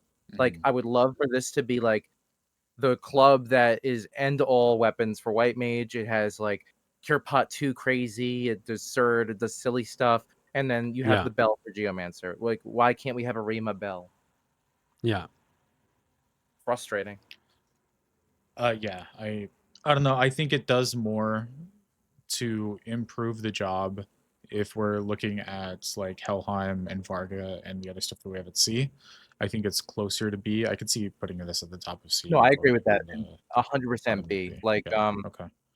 as far as dealing damage on a Geo, Yeah. I think like maxed out R15 Idris is like right there. Then Mage Smasher, I think, pulls ahead of that Yeah. with augments, and then right above that is stage 3, 4, 5, Lorgmore. Yeah. So my chat put this in low C and a vote for D. So I don't know. I don't quite think it like beats out some of the C options. Just because of how it just doesn't really slot in properly with the jobs that it's on. I would be more inclined to put it in the C than the B. I would agree, definitely. Okay. I think if you're going to put it in C, it belongs above the things we have in C already, because it does really excel at putting out damage on Geo, as we discussed. I think people really underestimate it. I, for one, underestimated it until I saw the numbers, and I was really surprised. That's fair. Yeah, I mean, I was from a physical damage perspective. Again, like I was floored by it. It's the only like entirely opposite experience to when I did my first Zesho Meppo, and I was like, oh no, this is really bad. Like when I did my first Lorgmore or my first Dagda, I was like, oh Jesus, wow. wow. Yeah, exactly. Like so yeah, I'd agree with that. I think and again, if you talk about meta utilization at the very top, like giving Geomancer or something a club weapon skill that's unique, that they can contribute a little bit of damage when they would otherwise just be standing still. Like it's cool in that sense. Yeah, if you're running 9 boss every day and we're talking about it in terms of the meta, this would probably be an A. If you're doing a main Geomancer and you're talking about just doing that, yeah, I would say it's even higher. Yeah. But I think we can move on to the next one. We have the Prime Cool. Staff next, and I have mixed feelings about this. At So this is one I first, don't know anything about. Really? Well, I Okay. please do continue deliberating. I just need to get some water. Yeah. I'll be right back. Okay. So for me, I remember the staff was super hyped when it came out. People were looking at this and saying that it was going to be better than Nirvana. This was on the top of a lot of people's lists to get first.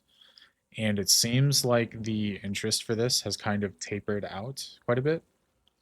Especially since the Mog Bonanza weapons have come out and Wizard's Rod is now out. And it seems like there's been some more testing that's been done that doesn't put it that much further ahead of, like, say, an R25 or R30 Bunsee's Rod. I think it has some uses, but overall, I'm not as excited about this as I used to be. I can understand that. Honestly, this weapon, I believe it is almost equal to Nirvana. Because I think the only time Nirvana pulls ahead of this weapon is for Aftermath. If you have Aftermath on Nirvana, I'm pretty sure that's the only time it pulls ahead of this weapon.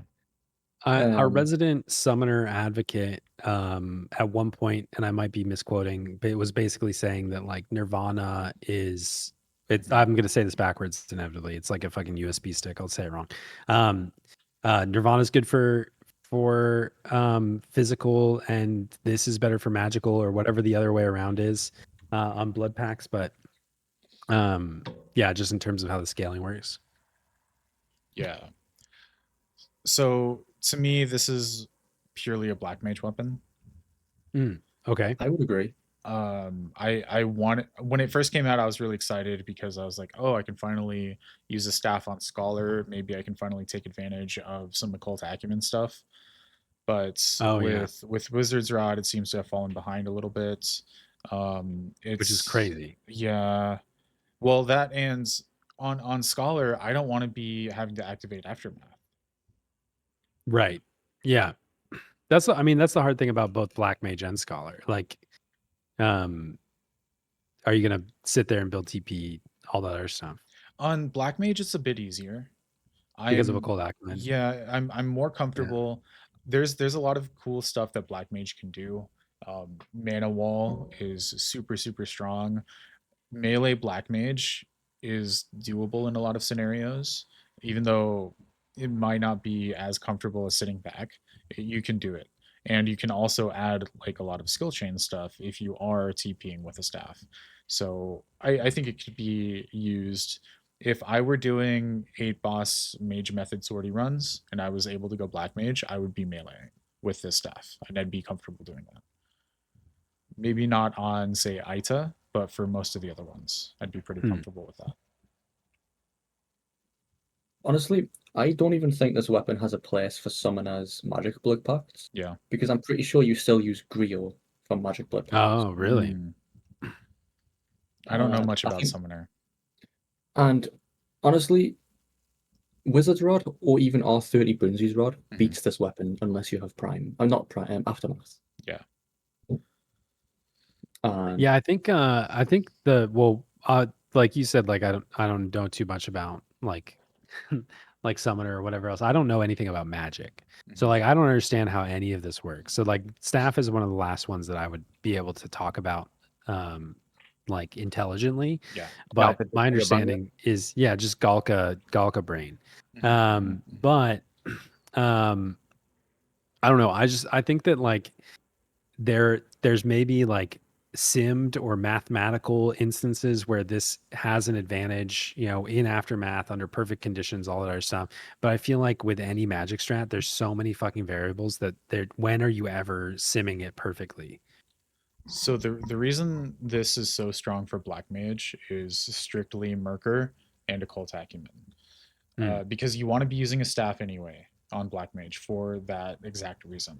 It's either you're either going to be doing that or you're going to be using the artifact body, which feels really bad to manage your MP. The issue with artifact body is that I'm pretty sure you cannot get more MP than the cost of the spell. Yeah. So it's kind of shit. And it's just a bigger drop than if you were using a staff. So well, I'll do the direct comparison. The best other staff besides this would be Levitain. When I did Ongo V25, we did it in one key item. I was the black mage. I used a Impaka staff because that's strong, and you need the staff to make sure that you can continuously do damage. This is a direct Yeah. upgrade from that. So to me, it's good in that scenario, but outside of that, there's not a lot going for it. Yeah, I think, and I will say this too, to call back to previous when we were talking about Twashtar and Varga, or Varga versus Vareth Ragna, Twashtar versus Emka Gandring. The one case in which I would make this weapon is if I really needed to make a black mage for a certain fight or something like that, and it meant that I never had to make a mythic. If like I could just for a second ignore making the black mage the mythic staff, and I Levitain? could just yeah, Levitin, or and then I could just make a prime weapon. I would prefer to do that if they're even like within a percentage point, you know, or few. I do want to address this comment that somebody said. The black mage artifact body is to use occult acumen so that you can murker. That doesn't make any sense to me. You get occult acumen regardless of your gear, and you can murker without using the black mage AF body. Mm. Um, but Yeah, I don't know anything about how magic works. All it's those still words, you might really as well good. be speaking a different language. Yeah, it's just black mage has to make certain concessions to be self-sufficient, and you have to, or else you're just not going to do damage. Yeah. And how you choose to do that just depends on how you choose to set Fair up your enough. gear. Is there any Also- world where this has the benefit of like it has I play black mage and now I don't have to make a Nirvana even though it's slightly worse than Nirvana? I think it could, Mhm. because let's be In, like, honest. How many mode or something. times in today's content on Summoner, because you know how niche Summoner is to begin with, how often are you getting Aftermath 3 on Nirvana anyway? Exactly. So it could have a use case in that small scenario. But someone made a comment before about Helix on Scholar with this weapon. And it's like, yes, you can use it for Helix, but I'm gonna be honest, when are you not having a cap Helix anytime Yeah. you do content? You don't need Yeah. the upgrade from it. Yeah, Especially when like People who are the asking for that helix don't dot caps so Exactly. much lower. I Like, was yeah, gonna sure, say, you might people get who are spike saying that damage don't that's realize 5k higher. Yeah, but Like Mhm. I can almost cap a Helix on Ongo by myself with zero buffs from anyone else. yeah, Like I don't need the extra support. It's just, is it nice? Sure, but it's just, it's if not the dot needed. could go to 15, 20K with Yeah, this, if the then dot Yeah. could go higher, then Sure. definitely, for sure. yeah. For me, this is C tier.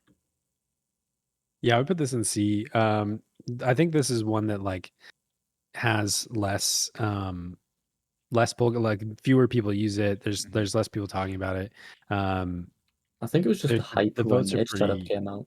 Yeah, pretty spread. I would put this in C myself. I think that there is like a Helheim element to it where like you guys said earlier, where it's like, yeah, sure, if you don't want to make a black mage and a summoner mythic, and you don't want to make, you know, all these other combination of weapons, Mhm. this could be a nice multi-job thing where like now you have a nice weapon to use on all three of these jobs that jack of all trades. has some use to it, but you know, I don't think Yeah. it's necessarily one that's going to change your life if you're a summoner main and you're like, everything I do as summoner, I do 9 boss sortie runs as summoner. I can't wait to get Opashoro to change, make my quality of life that much better. I don't think it's Yeah. there. For any job specialist, this isn't going to be like appealing to you. But for people who are like, I play 15 jobs and I don't need to be best in slot on all of them, like this is great to just have a great option. Yeah. That's fun. This But that's is definitely C tier worthy. this is definitely something that I would make for black mage. But that's because I enjoy the job. I don't think it's going to be game changing in any way. Unfortunately, I think it'll be a nice like little thing to have, and I think it'll play into black mage's strengths more than any of the other jobs on it. So you're one of like 10 people, right, that enjoy Black Mage? Yeah, pretty much. And that's why I'm putting it in C, because it's kind of Are along the we lines so of where are we? C plus, C minus, C? I I think think it's worse than Lorgmore. yes. Okay. I think it's worse than Helheim. I think it's slightly above the hand to hand. Okay. I kind of That's agree with fair. that. Yeah. let's go ahead and move on. Let's plow through these last couple ones. We got 4 more, and Ranger we've been going for 3 hours now. So Yeah, that's crazy. yeah. So Panaka, is everyone's Oh hell yeah! Where's favorite. Kiko? Is Yeah. Kiko here? Shout out to Kiko, Kiko. are you in chat? We're gonna put Panaka in F tier. Nobody make it so that Kiko All right, can have the monopoly. Because Kiko wants to be the I only so Panaka Ranger.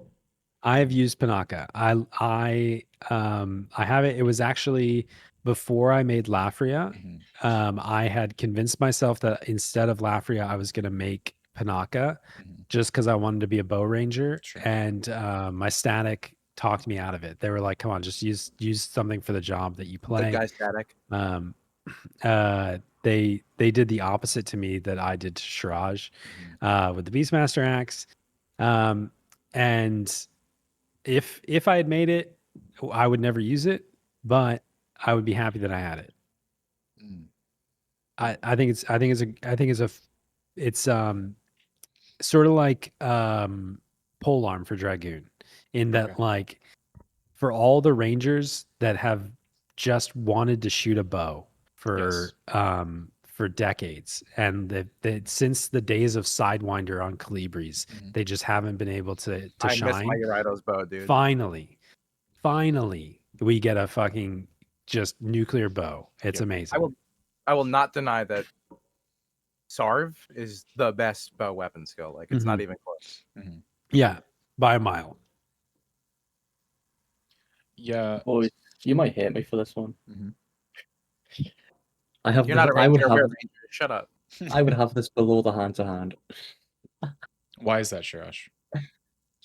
Ranger has like 2 fights used in the entire game. Yeah. Outside of that, it's Yeah. like we're using Ranger for fun. Okay. Yeah. If you want to, Yeah, if you want to have efficiency, you don't use Ranger. And if you want to use Ranger in the content that you use it for, more than likely you're using like Annihilator. Hey, or jerk. Mhm. Hey, you do all these master trials, and they're all ranger fight. yeah, and guess what? We And use you the don't gun. use the prime for it. Yeah. Yeah. We Yeah. use the gun. Yeah. It's either we use Formal Halt or we use Herp. But Yeah. why do you Like- use Herp over Panaka? Like we don't have to go right into Herp, but like they kind of go hand in hand in discussion, right? I can't go into that. It's top secret. Yeah. That Okay. is Okay. part of the top secret. Okay. I can't tell you that one. As So- as a ranger Yeah. weirdo myself, I made a Gandiva just because I wanted to use a bow for our body, and I love bow stuff. I'm going to make this weapon. It's actually the next one that's on my list. It's good, but practical use case, I think C tier is fair. Yeah, I think that like so the bow, it has like some really great features to it. The damage is great if you're a range, and like I have always wanted to play ranger. I got super lucky. I have a +2 ranger earring. I've reforged all of the ranger gear. Mhm. I really want to play it, never use it. And again, like this is again one of those critiques that's like the problem isn't the bow, because the bow is making up for all of the shortcomings that Ranger has. The problem's Ranger. I agree. There's just fundamental flaws in how Ranger works in the current game. It's too punishing, especially when like your Dark Knight, your Dragoon, your Warrior are doing cap damage weapon skills without having to do anything, and you've got this Ranger trying to fucking dance around with hover shot, just to keep up. All the it's all this other stuff like. The We problem all is want Ranger. cover shot to just give us free damage and not have to Yeah. be running around like a And- madman. I would love for Ranger to be in a great spot, and I think there's so many people that do, but the Mhm. problem is it's just not. And I think the key problem with Panaka specifically is and like I kind of talked about this in the YouTube video that I made recently, and I remember it, so that's why I have like still some memory of it, because it was fairly recent. It hasn't disappeared from my brain yet. The problem is Ranger has so many weapons, and that's what like what Shiraj was saying. You know, like you have the gun, you have Fomal Hot with TP bonus, you have Annihilator for enmity minus, you have whatever the other one is for Wildfire. I can't remember the name of that gun ever. Armageddon. Yeah, Armageddon. You have True Flight Gastrophates. Like there's so many different options, and then it's like Well, when then you get can into even put down physical the damage, Gandiva, Fail yeah, Not, Yoichi no yeah, Yuki. Ranger actually does fantastic Savage Blade damage. Um, so like the situation in which you have to do physical damage, and you also want to be at true shot range, which is outside of melee range with a bow. And like the situational use of Panaka where it really shines is such, it's like one fight. It's like Arabati or something, you know what I mean? Like Yeah. And that's like even the then, you only wouldn't use it. instance. Yeah, Even then, exactly. you Yeah. risk pulling enmity because you are not Right. using a relic Like, weapon. I'll say this as like preface. I have beaten Arabadi from 64% with a prime and not capped hit. But you need your Corsair to be on their A game, so the DPS is kind of balanced, so it's not one-sided. And that's not always possible. So in that like Arabadi scenario, you're gonna be using the relic in like 99 out of 100 scenarios. To, Because DPS is not the problem on Yeah. Arabadi, and if it Yeah. is, you need to improve on hover shot. Mhm. Yeah. It is Yeah, fun. that's me, that's the this- thing is that like Yeah.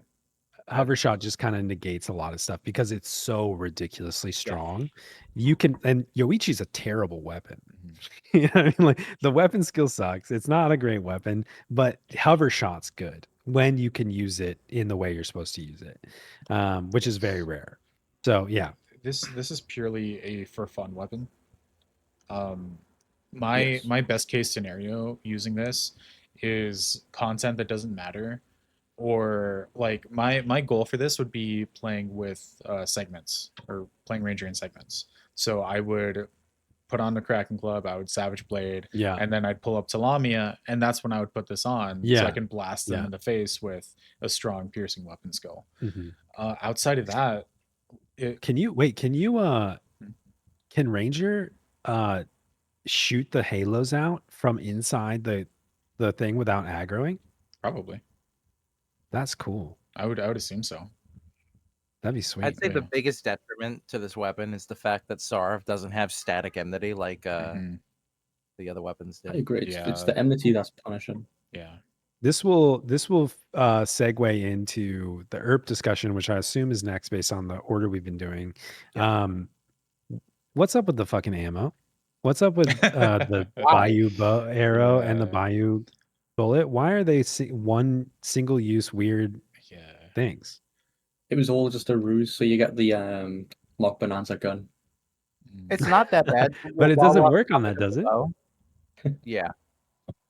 But while we're on the topic of the bow, it's not as bad for Ranger because you can slot some recycle into your weapon skill set Mhm. Yeah. pretty easily and almost, I would say, like 70% of the time not shoot the bullet or the bow Yeah. or arrow.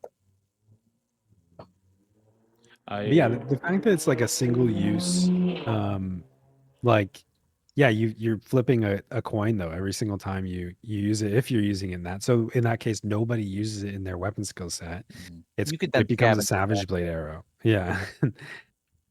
TP And bonus bow segueing and into the Earth, Bayou like, arrow. why is scavenge the way to get it back Yeah. when Yeah. force Yeah. is on the gun? Like, that doesn't make Yeah. any. That's pretty goofy.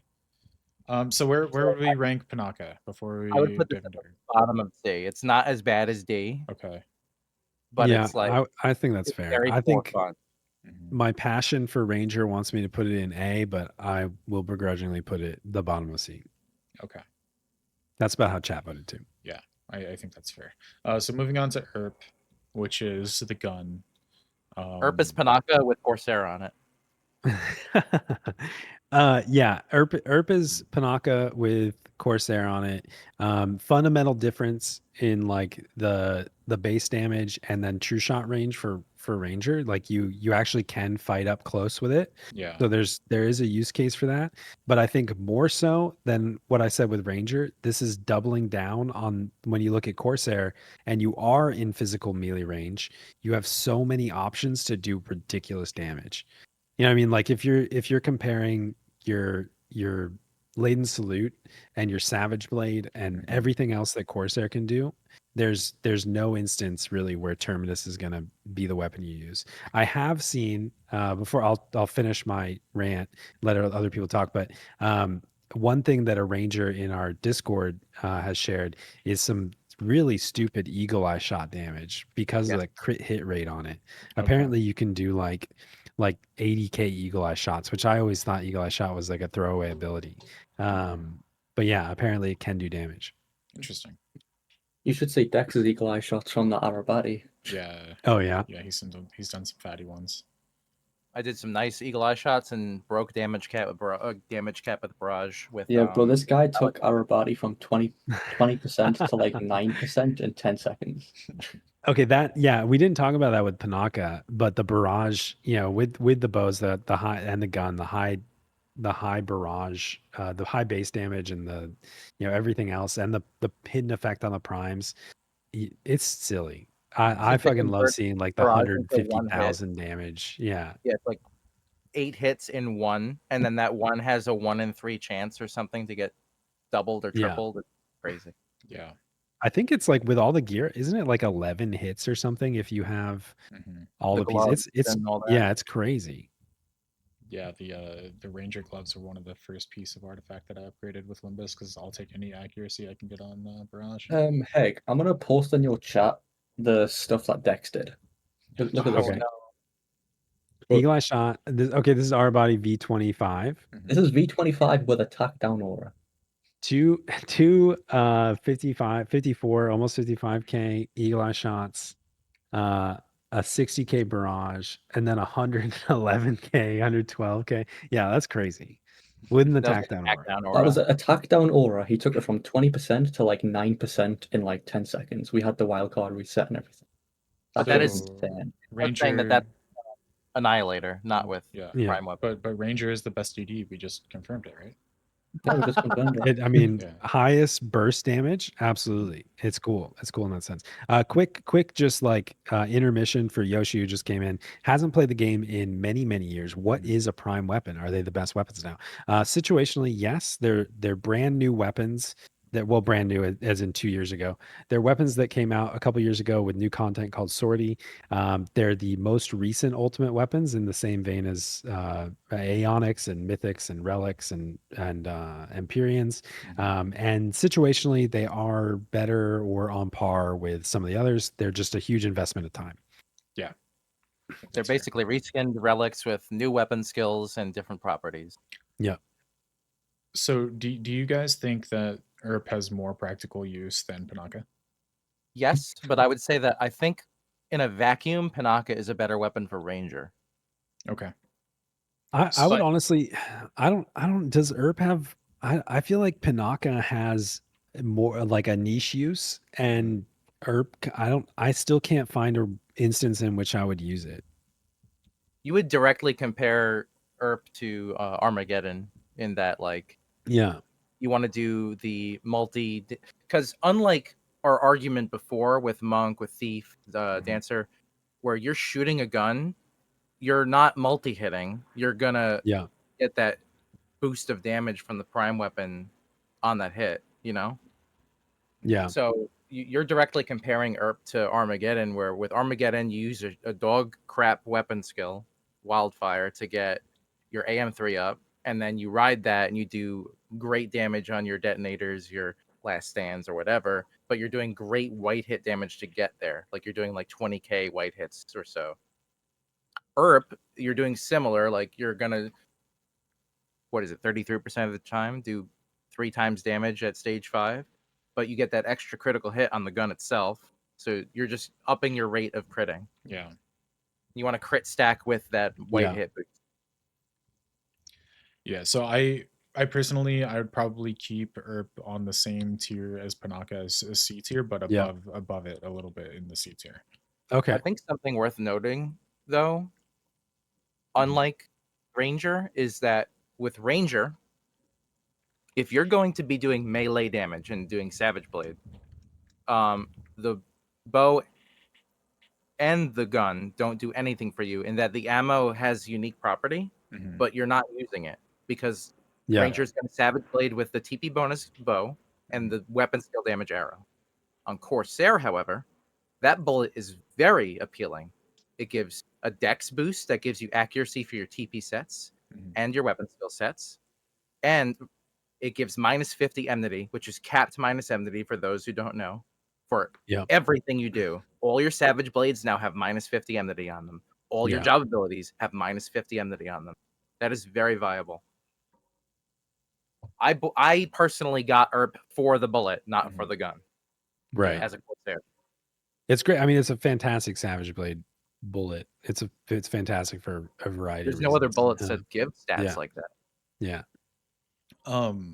Okay. Are we ready to move on to the shield? Yeah. I just meant that we saved I like would two argue of even the that the gun could go into B tier strictly for the Okay. bullet. Okay. So Oh shit, did I higher put up a C poll for Herp? for core. Maybe even B for core. Oh no, I didn't. Chan agrees. So going into the shield, I'm just gonna give my ranking for the shield. I'm not gonna elaborate because people have been saying that it should be S tier. I've been seeing people talk about the shield all this entire time. So chat, the shield goes in B tier. It goes in B tier. And that's the end of the discussion. We're going to move on to the horn next. Wait. Are we talking about stage 5 Duban or stage 2 Duban? Why are you stage 5ing Duban? Why? Huh? Why? Because it's not. Why are you stage 5ing Duban? Like Yeah. Duban at stage 2 is better than O-Chain in 90% of content, and then you stage 3 it just to get some more Mava and stuff on it. Yeah.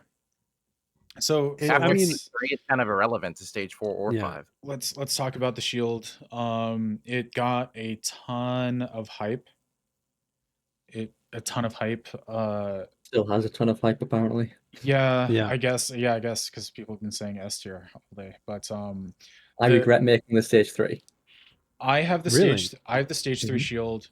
I like the shield. I do. It's better than I expected it to be now that I have it in hand. But that being said, it does nothing unique. It does nothing that you cannot do with Pre-Win or Aegis or any of the other shields. Like Kibble said, it just makes you not have to make an O-Chain. But you didn't need to make an O-Chain at all to begin with, because you could cap shield block with Pre-Win.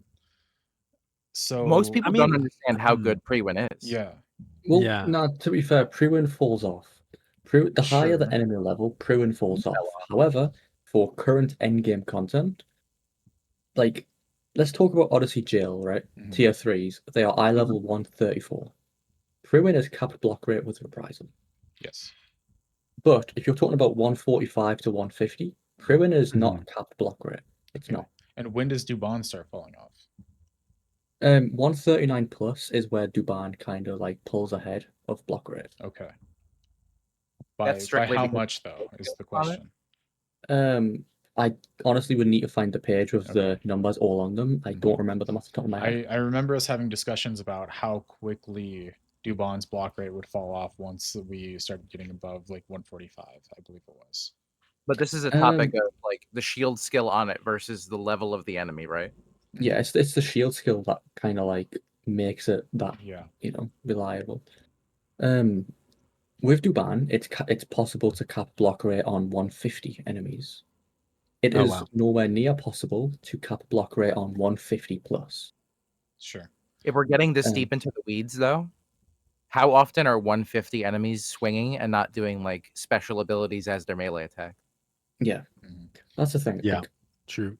I think Duban has a lot of hype that it does not deserve. The shield is great at stage 2. Getting it above stage 2 does not allow you to do more content that you couldn't do before. It just means, oh, nice, I get to pay less attention. Yeah. I'm taking less damage from a spell. This is a great all-around shield, in my opinion. I think that's its best case use for doing things like segments where you're taking a mix of physical and magical damage, and like doing things like Dynamis, I think is the best use for this shield. I would agree. It's like a point to make in its favor would be like stage 4 and 5. It has enough defense between defense and vit to not need Srivatsa for your protect macro. Yeah, I think that like it's kind of ignoring like Aria of Passion, ignoring how we'll get to Lunashed in a second, but like how crazy that is. to me, it's kind of like one of those weapons that, we're talking about how Pre-Win has ridiculous block rate cap capacity. Aegis has this MDT2. Servatza has really high base defense, all this other stuff. And Duban's kind of like this shield, which if you want to play Paladin and you want to like be able to be an asset in a lot of different content, but it's your second or third or fourth job, and you're not ready to go out and make every single Rima shield and all the other pieces. It's like, you have this jack of all trades shield that is really good, almost as good as all those other options, if not a little bit better, with the exception of Aegis's ridiculous MDT50. Like it's just a good shield. There's nothing bad about it. Mm-hmm. So the thing that I have against like the hype that, and I think part of my problem with this is how much hype that I got. Not necessarily that I don't like the shield. I think it's just how much everybody pumped it up. And I can't think of a single fight that I cannot tank with Srivatsa that this shield will allow me to tank. I might not block quite as much, but who cares? Let me use this analogy, right? Mm-hmm. In the current endgame content where you use Paladin, Swordy, Odyssey, maybe Dynamis, right? Swordy, you're using Aegis. Maybe Savratha if you want to kite for min-max purposes. In Odyssey, in jail, if you're using Duban to tank the ads, you are doing it wrong. You should be using Priwin, because Priwin makes you take less damage than Duban, because Priwin is a stage 2 or stage 3 shield. You have a minus 80% damage reduction upon block. Duban is a minus 60%. So even if you have a defense down aura, you will still block for zeros with Priwin. Yeah. And it's not hard to full-time reprisal, even if you have 0 haste. You can just add fast cast to the mid cast of reprisal, and it's fine. So I think the fact that Duban has more play than it should do is the problem. People are crutching on it, thinking it's better than what it actually is. Yeah. Duban to me is kind of a lazy option. Yeah. But yeah. On face value, it seems like the best thing, since like it's like the best all around. But then when you get into the weeds, like it doesn't excel over other options in specific scenarios, and then you end up losing out by having it on. Yeah. Versus like just trying to be the best all around. And people like to make the comment about the 25% MDT2. Okay, let me tell you about that. The difference between 25% MDT2 and Aegis's 37.5, which is the cap if you're already, what I mean, the 87. That is literally double the damage difference. Like, if you're taking 400 from a spell with Aegis, you will take 800 with a stage 5 Duban. That is terrible. For how much time investment that takes, that is a terrible investment. Yeah. I'd rather just use Aegis and just not use my galley for that. Wouldn't it have been really nice if Duban had 35 int on it as well? I mean, it would have been, because Paladin does lack in. Yeah, I would have liked to see 70 attack, take it off Caliburnus and put it on the shield. And then also give it another give it 50% PDT2. PDT2. If it were if the MDT2 on there, the MDT2 25, if it were MDT and PDT2 25, how would you feel about that? I have a better idea. I think Beastmaster should be on Duban. There we go. Yeah. Where's the shield bash? Where's the shield bash augment on it? Yeah, where's my shield bash damage plus 1500? I wanted the MDT2 went to 35 or something. Like it should have replaced Aegis. Yeah, it should have. Yeah, I agree. Like I said, it's weird that they made it less. Yeah. What about the status ailment resistance? Does that factor? I don't know enough about. Not really. I play warrior tank. I warrior tank stuff. Status ailment resistance is halved. Yeah. So if you're tanking a boss, that plus 20 is actually minus. It's plus 10. Even if you go 100 versus an NM, you're at 50. So it's not really. Got it. Yeah. So it's like, is it nice to have the extra MDT? Is it nice to have the magic evasion and stats? Yes. Is it going to change anything? Can you do more content with this weapon than any other content before? No, you're still doing the same content. It just makes it a tiny little bit easier. Which, if you're doing a 6-month investment, that's a waste of time. Yeah. So I if think this you is one- Go ahead. yeah, I was just gonna say, like, I think the only case, like, I don't know enough about Paladin and that the details because you guys have made me change my perspective a little bit just now. But I would say that like the one use case is like if you're a white mage main or something like that, and you want to switch to paladin and start playing a little bit of paladin, and you've been playing white mage only in sortie for 18 months or something, and you've got a shitload of Gallimafree, and you're like, sure, I'll blow all my Gallimafree excess on Duban. You know, like Yeah. that's one of the use cases I could see, but like, 'Cause it's so cheap to get it yeah, functional versus good. Yeah. Like getting any other prime weapon requires a large investment, but getting a prime yeah. shield, Yeah, you and only you need get most of the 20K and it's benefit for viable. 20, like that's people have been saying that in chat, like the cost efficiency of it. Mhm. You can get a fantastic stage 2 Dubon, and the fact that it's 90% of its if it's maximum, like all the utilization you get from Dubon comes from the stage 2. That's crazy. I mean, that's Yeah. I think, amazing. But if you were to rank stage 2 Duban, I would say stage 2 Duban is S tier. Yeah. If you want to rank a Stage stage two, I'm 4 or gonna yeah. stage 5, Okay. that's just terrible. Yeah. So are we saying low B I think it's the top of B. above Personally. Spalorisos? Yeah, I think B is fair. I don't know if it does as like if we're looking at a one-to-one comparison, what it does for the job. I don't know if it does more for Paladin than the Axe does for Beastmaster. Mm. So I That's think that true. could be up for debate. I like the shield. I'm gonna stage 4 it mostly exactly like what Shiraj said for the protect defense. Yeah. I have noticed a Mm. difference in like general content, like taking segments and stuff. It is nice to have that shield, but again, it doesn't specialize in anything. I'm not gonna Yeah. use that shield on any really serious fights Fair enough. that I can think of off the top of my head. Yeah, so high B seems fair. Yeah. Before we move on, this really important comment I Mhm. wanted to call out because it's really pertinent to the conversation. Yes. Little Hexy says, Shiraj, you kind of stink. Yeah. She would know. Yeah. I've been meaning to talk to him about that. Yeah. But I didn't want to do it. I didn't want to add him in front of Yeah. everybody. It's not Right. it's not really like a hygiene thing. It's more Mhm. just like a Yeah. Mhm. wash yourself. Anyway. Okay. We're on the The last, last one. We made it to the end. Holy shit. And then we get to spend like another 3 hours like tearing this apart. And Yeah, absolutely. Yeah. Well, if we're on the final one, it's Luna Shade, right?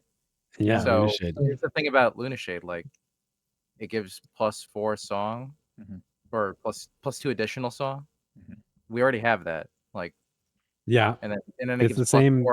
+4 bonus. We already have that with Galahorn, so like it doesn't do anything.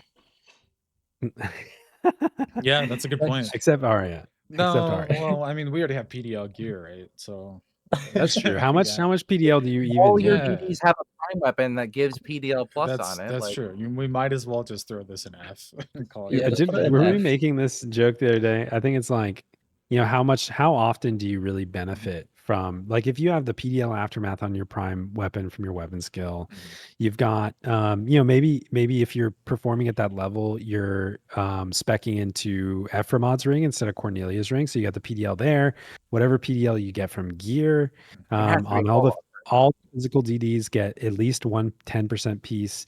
You want to throw in Schroeder Ring, Crepuscular Poe. Like Yeah. there's so many PDL sources. When are you really benefiting from Arya? You know what we really should have done is given us a weapon skill damage song. That way we could use all of this PDL gear instead of Niall Yeah. Yeah. One thing I've noticed is so many players do not actually know when they're getting value from Arya. Like, Yeah. so many people just start, like, they will use Arya as their fourth song, and they will Yeah. have, like, a wasted song because it just doesn't have an effect. oh Just no. hoping that it doesn't. That's exactly how I play the game. Like, if you are taking advantage of Arya, it's amazing. I don't know. There's Yeah. a lot of scenario. Like I barred for every sortie run, and Yeah. if we're in like the middle of the run and I'm no longer under Soul Voice, I'll very often cut it for another minuet. The biggest thing about Luna Shade that makes Arya so amazing, like all the jokes aside, I think it's probably, in my opinion, the best prime on the market. Oh yeah, it's by far the best prime. like it's not even close. Just being able to be two Rimas built into one, not having to do dummy songs, like it's got the I mean, quality of life going for it. It's got the yeah. potency going for it. And then you take that, and when you use Bard's SP Soul Voice and you get double the PDL effect, Yeah. it's really insane. It's crazy. I mean, I saw before I ever saw Stage 5 Lunashed, just hypothetically, theoretically, we were talking about like, well, I mean, you don't have to instrument swap anymore. There's so many quality of life things for the bard, and it's like, yeah, Yeah, you cool. I still mean, have but to like, shield swap. you, Sorry. but yeah, like it's two songs. Like, it's the same thing. The exact same thing happened to me with Karn went on, right? Where before I had the bard in our party had a Karn Winhan, we were like, yeah, but I mean, like, sure, like Nitro falls off, you have to sing two more songs, whatever. You save like 30 seconds, you're fine. And then when you have it, you're like, This Fuck is those it. I can 30 never go back. Yeah, yeah. Yeah, it's like Mhm. when four full potency songs goes up in like 5 seconds, and you're just like, oh, we're done buffing. Yes. Okay, we're already done buffing. That's It's enormous. awesome. Yeah. Yeah. I since I got the stage 5 horn, it feels completely different playing Bard. It's much less It really stressful to me. I love it. And I think the biggest thing that this has going for it that none of the other prime weapons have is that it is a net gain for the entire group when it's Correct. applicable. And Yeah. that by itself, not even looking at the fact that you don't have to do dummy songs anymore, um, the fact that you can throw away your G horn, whatever. I still use Yeah, yeah. I mean, don't Yeah. actually throw it away, but Yeah. just being able to increase the entire group's efficiency puts it miles above everything else. So to me, this is easily S tier. And looking at it through that lens, I don't think it's fair to put a strictly damage dealing weapon on the same level as it. That's It's- why it's- that's why the horn was the only S tier for me. Mhm. Yeah, if we're looking at Yeah. this category, like it belongs in a tier above where anything else Yeah. is. That's why, Mhm. like, we argue about whether Phonaria, Kusanagi, or Gabooya, Right. or what do you call it, Yeah. Gabooy? Okay, if that- Udia. Sorry. Like any of those at any given moment, like you could make an argument where one would be slightly better than the other and have an edge. It'd be the A Yeah. plus tier. Mhm. The Luna Shade stands alone. It's so much better than any Yeah. other thing on the market. Yeah, I mean it's like, and again, like going back to the Dark Knight or the Dragoon comments where it's like this was the only weapon. This is what Geomancer should have gotten Mhm. treatment wise. This is what Corsair should have gotten treatment wise, where like they get a weapon that just fixes the problems that everybody's been complaining about with Bard. It makes your quality of life better. It gives a new buff that's entirely new. Prime Yeah. Bell or Riot, exactly. It's like this is what Geomancer should have gotten. This is what Core should have gotten. It's literally going back to the very beginning of the conversation. If you're like, what I'm new to the game, I'm starting my sortie experience for the first time, Mhm. and I plan on deciding what job I want to be based on what prime weapon is the most impactful. If you want to play Final Fantasy 11 and get invited to every group and be an invaluable asset and have the most impact on the game and everybody else's experience and yours, it's fucking Lunashed and it's Bard. Like it's just that good. It's tough to like put Bard on that pedestal where like I want someone to make a Bard because they are making the Lunashed, because you still need to have like the Karn Han and all the other pieces to make it Yeah. all function. Like Bard is the job where you need all the Rimas to start to play properly. Mhm. But the fact that you can bypass two of them per se by having Yeah. done this, like if you're working on your 8 boss group and then you do an Ammonon on the side and eventually you build the horn selflessly Yeah. to Mhm. make another job viable, like it's definitely a great route to go. Another can I thing just that say that I'm upset that the gun didn't have Savage Roll, which increases Savage Blade damage by 35%? Oh, the gun should have had like gets a third roll. Yeah. What if no would have been better if it Yeah. had Savage Roll that makes it's a party wide buff Mhm. that removes weapon skill walling from Savage Blade. Oh shit, that would be stupid as fuck. Oh no. So what were you gonna It say, actually makes Shiraj? Savage Blade Um, light with itself. a lot of the critique I have for some of the other weapons Mhm. is about the usability in endgame. Mhm. Is how much the job is used. Bard is used in like 98% of content. Yeah. Like That's true. none of the other jobs have that much for like usability except Corsair. Mhm. Bard And single-handedly brings DD jobs up in a way that no other job really comes close. Like Core and Geo Oh do yeah. a lot of weightlifting, but not nearly as much as Bard. Mhm. Yeah. yeah, and I think because of that reason as well, I think like Prime Horn is S with like 4 pluses, and then the Yes. second best is like mid A. Sure. I think that's fair. Can I also just add in that there's a little bit of know-how that comes with the horn. You still see people using Aria inappropriately. It's one of those Well, they things should just watch Heghmoh's video. they should, but many haven't. Should we throw up a link? Well, actually, yeah, I'll link it in the description. But you need to have a certain level of buffs or debuffs met before we start throwing this on. So this isn't something that a bard should just pick up and just start spamming Aria in every scenario. Yeah. Correct. Yeah. Understanding Peter, I wish if, and I don't advocate for add-ons. I think that, they ruin the game. But if somebody could make an add-on, and I understand that it's impossible because of how attack is calculated per enemy. It's like you can't read an enemy's attack with a check. It's like in some server-side database table that nobody ever has access to. But I'd imagine if there was some sort of add-on that would tell you the exact value of an enemy's attack and if you were over or under PDL. That'd be crazy. Yeah. I've Like in real honestly time, been like trying your to keep track attack of versus that. their defense and all that. Mhm. Go ahead, Troy. I actually have been keeping track in like a slight like my own personal not database but little sheet, and I keep How track many of enemies do you have in your head right now that you can open up the file cabinet and be like, it has 1450 Well, I can defense? tell you, right, most people think that they're capped attack in Sorty with Soul Voice songs and a Red Mage Mhm. BF3. They are not a capped attack. Mm. Yeah. So a lot of the And Aria that's people before think, like the PDL on your gear, I'm sure yeah, too. and people think that Yeah. they're getting advantage of Aria. They're not. But and the V25 bosses, people. Let me just preface this. Mhm. You are not a capped attack on any V25 boss. Right. Tier 3, Yeah. I guess. You're just not. The only one that you might have a chance at is potentially Embos if you have a defense down from armor break or something, and then you have Yeah. Dark Knight. But because I'll use an already public stat. Mhm. Arabadi. Arabadi has, from what was recorded, 2,695 defense. Please tell me you're referencing a sheet, please. No, he's not. To cap attack on Arabadi V25 with that much defense, you need around 8,600 attack, which that's not really feasible.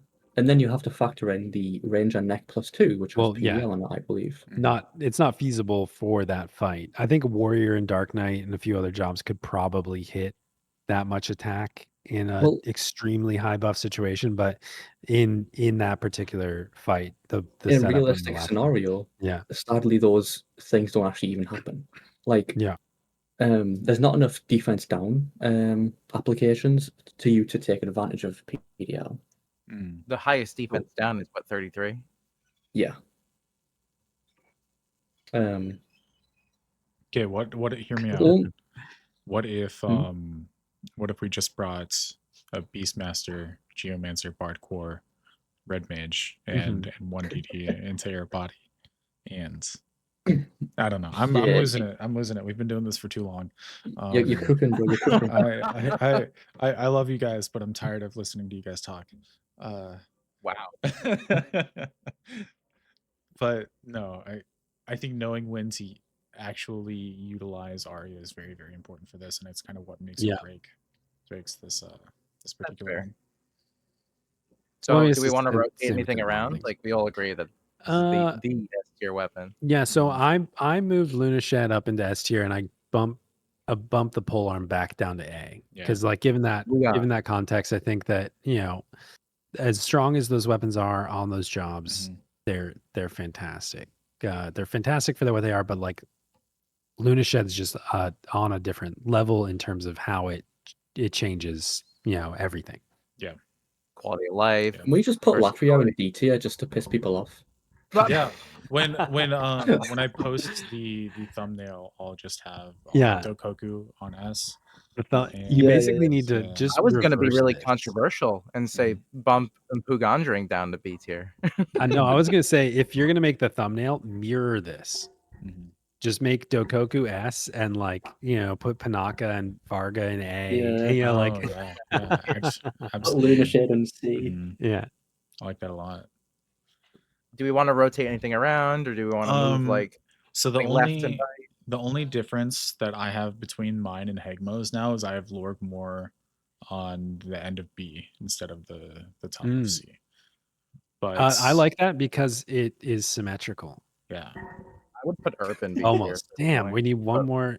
We've talked about it. I would put Herp up in B tier personally.